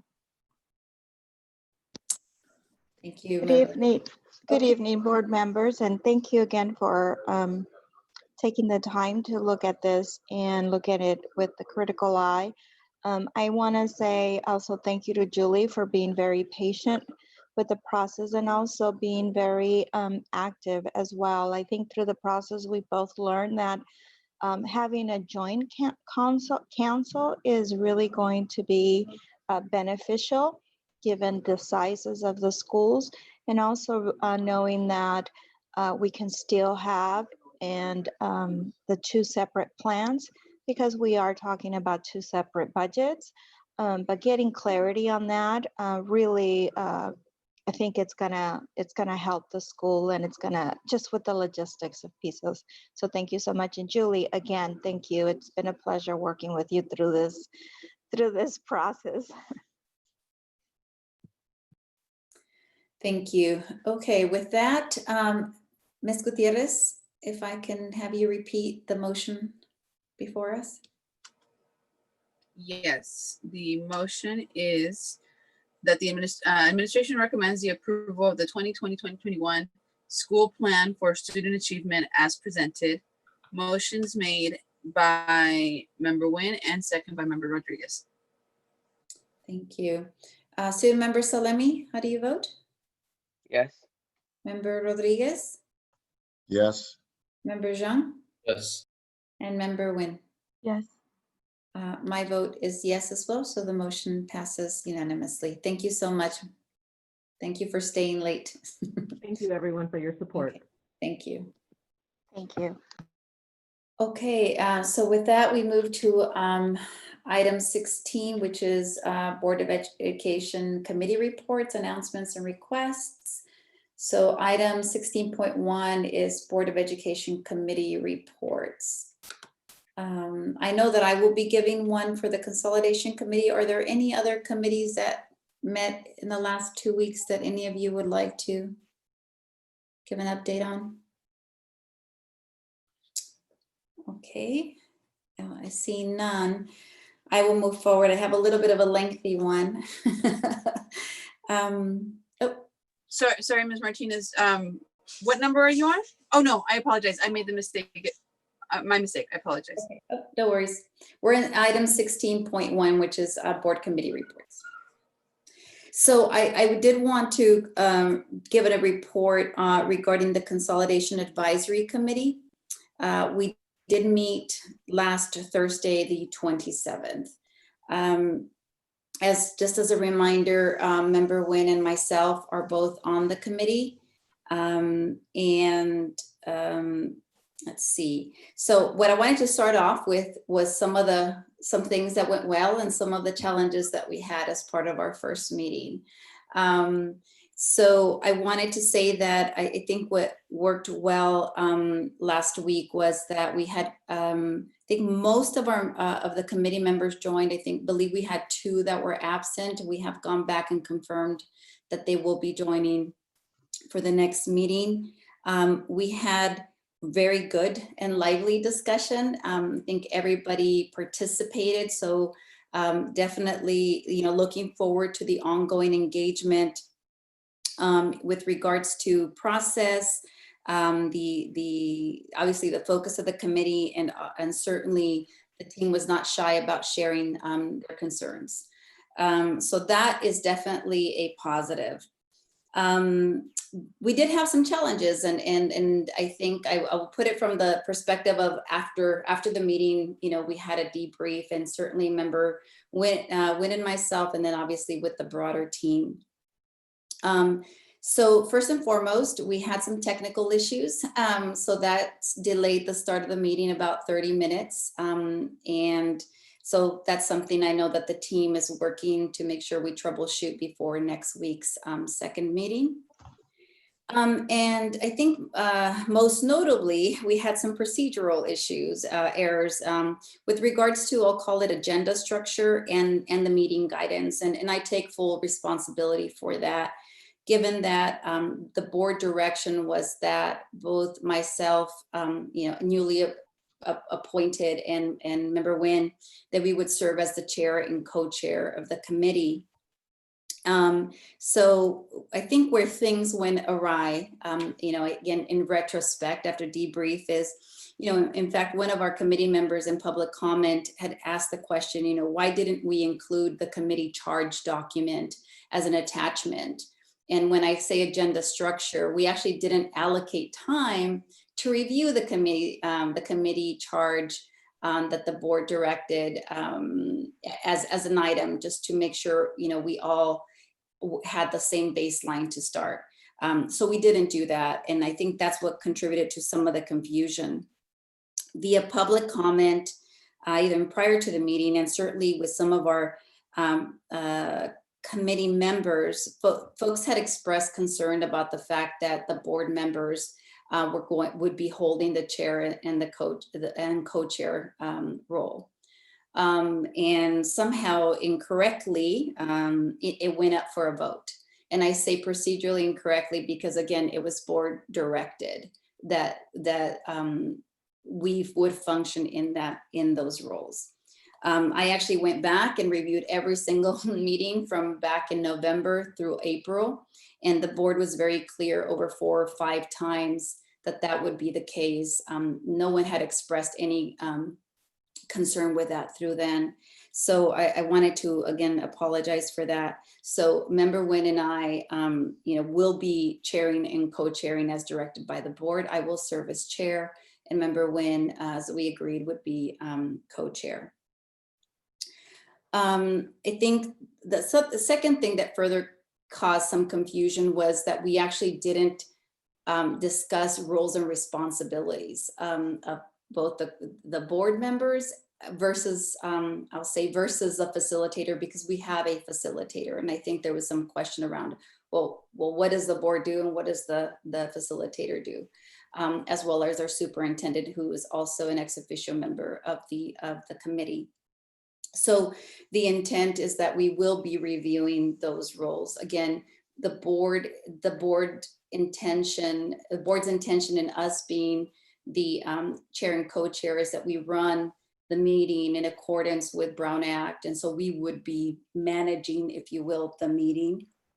The facilitator obviously would be managing the discussion and the content, and that both Member Nguyen and I are not voting members of the committee. And I think that was once again another thing that got lost, because we actually were asked for a vote and we voted. So there was definitely a lot of procedural errors. Once again, I take full accountability for that. We will be conducting a reset. At our next meeting, we will be allocating time, and that may slow the process down, but we think absolutely that's the important and the right thing to do. I think that's it. I'm trying to make sure I covered all my notes, but Member Nguyen, is there anything I left off that you think is important to cover? No, I think you covered it. And I just wanted to clarify part of the confusion. And I do agree that there wasn't clarity on our roles as the chair or the co-chair, and what the facilitator's role is, and also the committee member's role. And because of that, and that's what caused me to not support, and I voted no to President Martinez and I being chair and co-chair. But I am okay with us being chair and co-chair on the committee, as long as we are non-voting members of the committee. So I just want to make that clear. Yeah. Thank you. Thank you. And again, I think that was just, again, part of the lack of clarity even with the facilitator and ourselves. So Can I ask sure. something? Not to interrupt you. I would like to have this come back. A lot of times when you start advisory committees, the two board members get everything going, and then at some point, then all committee members would. Sorry, just give it a second because it was cutting out. Can you go ahead, try again? So sometimes when you start advisory committees, the two board members serve as chair and co-chair just to get things going, and then you serve it. At that point, you serve at the pleasure of the whole committee, and if the committee wants to have a different chair and co-chair, I think that should be something that's okay. It's hard for me to be in favor of two board members being chair and co-chair, even though you're non-voting, when this is something that's going to come to the whole board. And so that's just my feelings on it. But I don't know how much more you have on the consolidation. I think a couple of months left, but you know, if the majority of committee members want to have their own coach, I really feel that that's something that we should do. Okay. So I don't have anything else as far as committee reports or anything, so I'm good. And thank you for that report. I, appreciate the time together. Thank you. So this is an item that we all voted on, Member Rodriguez. So, I hear you, but I think before it's brought back, I would need consensus. Ms. Gutierrez, would it be a consensus or a vote to bring back? Because it's already been voted on, the best thing here would be to give another vote to bring the item back. So before we vote, we're talking about voting to bring this back to decide whether board members should be chair or co-chair or what? Yes, it would have to come back. That's the recommendation that Member Rodriguez is making. So this item would have to come back at the next board meeting. But again, there has to be a majority. Just a point of order, President Martinez. The actual request here, what it actually involves is a change of the charge. So if it is being brought back, it is being brought back to change the charge of the committee. So just keep time in mind, and that it will require a change of the charge. Thank you. Thank you for pointing that out. And there, I guess there will be another meeting before the next regular board meeting, right? Mhm. Okay. Yep. So again, procedurally here, I'm a little bit in the gray here in terms of whether we need to, I guess I could, I think it's more of a consensus because it's not, we're not assigned for action here. From agendized perspective, it's a report. So if the majority of the board, if I see consensus, then we could certainly agendize it for the next meeting. If you look at your board handbook, you'll find out that that when a board member votes yes on an item, they have a right to bring it back. It doesn't have to be a majority. It's just one board member can ask for an item to be brought back if that board member voted yes on it originally. But Okay. So it would come back, but to be honest with you, if the rest of the board doesn't want it to come back, then I'm fine. I just think it's, in my opinion, it's a bad idea when the majority of the committee don't want you to be president. And I normally would agree with you, Member Rodriguez, except that we had a discussion over literally November, December, January, February. It was almost in every single meeting for about 6 months. And this issue was never a concern. This has always been on the documentation. Right. The intent, once again, and I think if you recall the conversation about being board directed, was that we wanted to make sure that we allowed for all the information as thorough as possible, that we actually were there to make sure that the process continued and was timely. And if you look at some of the meetings verbatim, that was the intent. It's never been the intent to, for us, if you will, to put the finger on the scale. It really procedurally was to make sure that we were following a solid So if you're serving as a facilitator, then both, and then that's fine. But it just, you're on dangerous grounds because it's something that's come on, and you have two board members that are basically running a meeting as president and vice president. But if it's just being a facilitator properly, then that's a little different. I think we're ushering, if you will, ushering the agenda procedurally. I mean, there were some questions, for example, about, the vote or how long we could extend the meeting. Those are the roles that that Member Nguyen and I would play. Also, I mean, I know that there's some of the conversations around the type of the data that's being brought forth. So we are there to also help make sure that we give direction to staff if needed for additional data and things like that. So I think, unfortunately, that the confusion there lay in terms of whether we are voting members, in which we are not. And I think that was the confusion that really, allowed the discomfort to be there. Are we the only district that's done that? No. And I think that's one of the questions that we had for Ms. Dela Cruz as she was looking for best practices. Other districts, I think we've heard some folks that Newark has never done this. That may be true, doesn't make it wrong, right? So I think it is just different, certainly causing discomfort.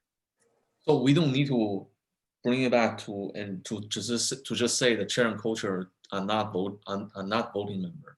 That's already been said. Yeah, I think that was the implication. Oh. Yeah. Okay, so with that, I mean, is anybody anything to Member Rodriguez's point? Unless the rest of us want to bring it back, the assumption is that we would move forward with the current charge document. Okay. And not. Okay. So the assumption is Member Nguyen and I will continue with the current document. Okay, thank you. All right, so moving on to 16.2, which is announcements, request, debrief, and discussion. Just watching the clock, we have 17 minutes. I will start with student member Salemi. Thank you.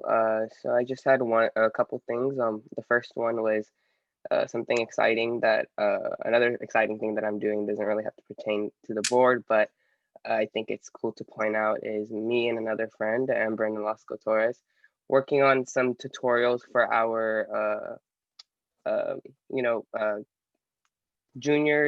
sophomore, juniors, and seniors on how to register and pre-register to vote. And we're doing that in Spanish and in English, so maybe they can show their parents.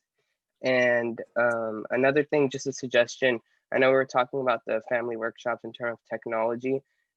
Speaking of tutorials, maybe it would be nice we made some tutorials videos to send out to schools and for kids to show their parents in terms of the technology.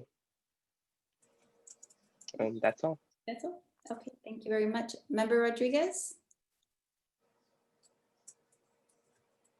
No, I just wanted to thank superintendent and staff for just being in the middle of everything, which is what we want you to be as far as the opening of school and being on top of this learning when there's some issues that come up. That I'm very happy with the involvement of staff and making sure that this distance learning is works. And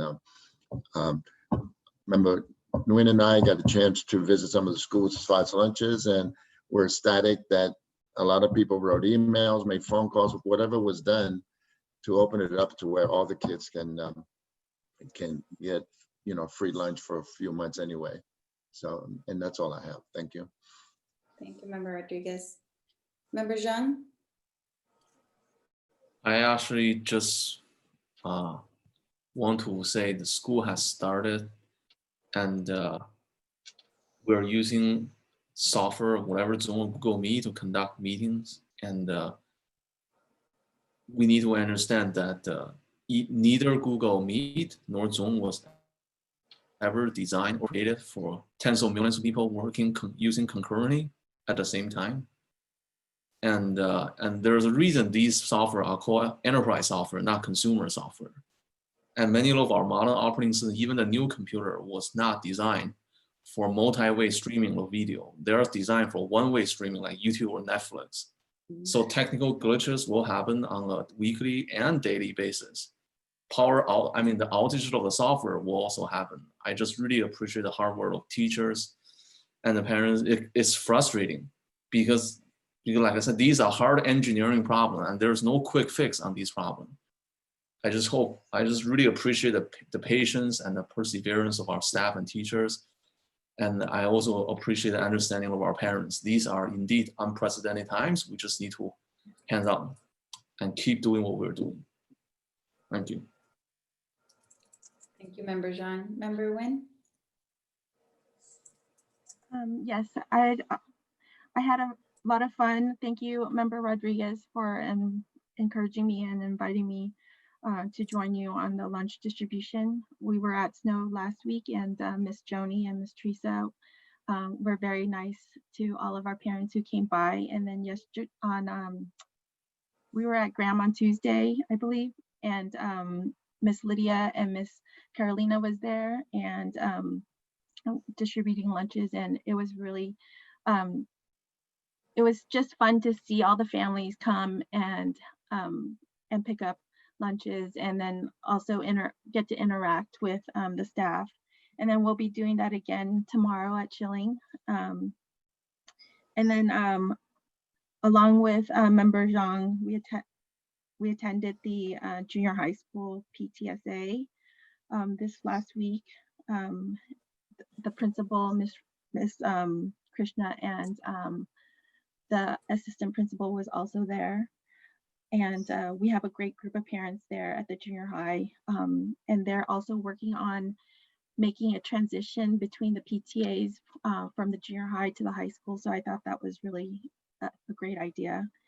And then yesterday I was able to attend one of the BGI classes at back to school night, Miss Jones and Miss Keith's class. they are really, really supportive of their students and also their families, making it really flexible in this challenging time, like Member Zhang had said, in terms of the technology, and be able to help parents with their flexibility in terms of scheduling, and knowing that it is hard for parents to who are working to have to review lesson plans with their students, and then, you know, trying to meet deadlines, and they are being flexible with the deadlines, which I really appreciated to hear. So I know that our teachers are going above and beyond, extending not only technical support to our students while they're in classrooms, and helping parents get through this, and making sure that, you know, they're in a good mental state, and everything. I'm deeply, you know, in awe of all of them, and so appreciative for so much caring and love that all the teachers are putting into their students and their families. So thank you so much. Thank you, Member Nguyen. I will make it short. So again, thank you for everything. Member Zhang, thank you for reminding us of, just how difficult this situation is, and that these platforms are designed by really, I'll look at the other side, designed to give us issues, because this is not what they're designed for. So thank you for that. Reminds us to be patient. I did want to thank BGI. It was back to school night. I think our teachers are doing wonderful. My son's teacher was amazing. So it was wonderful to just know that they're there to help. And I know we as parents aren't always seeing that detail. So it just made it, that connection point was really fantastic. So thank you for everything. And I'm going to hand this back to you, Superintendent, for closing remarks. Thanks, President Martinez, and thank you, Board. I did want to make a quick comment. I appreciated President Martinez, her comments around the subcommittee, and her wanting to take responsibility. But I too want to take responsibility for, on behalf of the district, for how that committee didn't start off on the best foot. And I really think that we need to make sure that we are really well prepared, and so we're really committed to correcting that and supporting that group to make the hard recommendations that they're going to have to make. So I appreciate both Member Nguyen and President Martinez for being on that committee, and also all the committee members, because it's going to be really hard to make those kind of decisions. And yet, as we saw tonight in the FCMAT report, and in the unaudited report, clearly we have to make some really hard decisions for the good of our community. So thank you. If nothing else, I will ask for a motion and a second to adjourn. I move to adjourn the meeting. Thank you, Member Zhang. Second? I second. Member Nguyen seconds. Oh. Student Member Salemi, how do you vote? Yes. Member Rodriguez? Yes. Member Zhang? Yes. Member Nguyen? Yes. And my vote is yes as well. So meeting is adjourned at 10:22. Thank you and for joining us, and good evening. Thank you. Good night. Good night. Good night, everyone.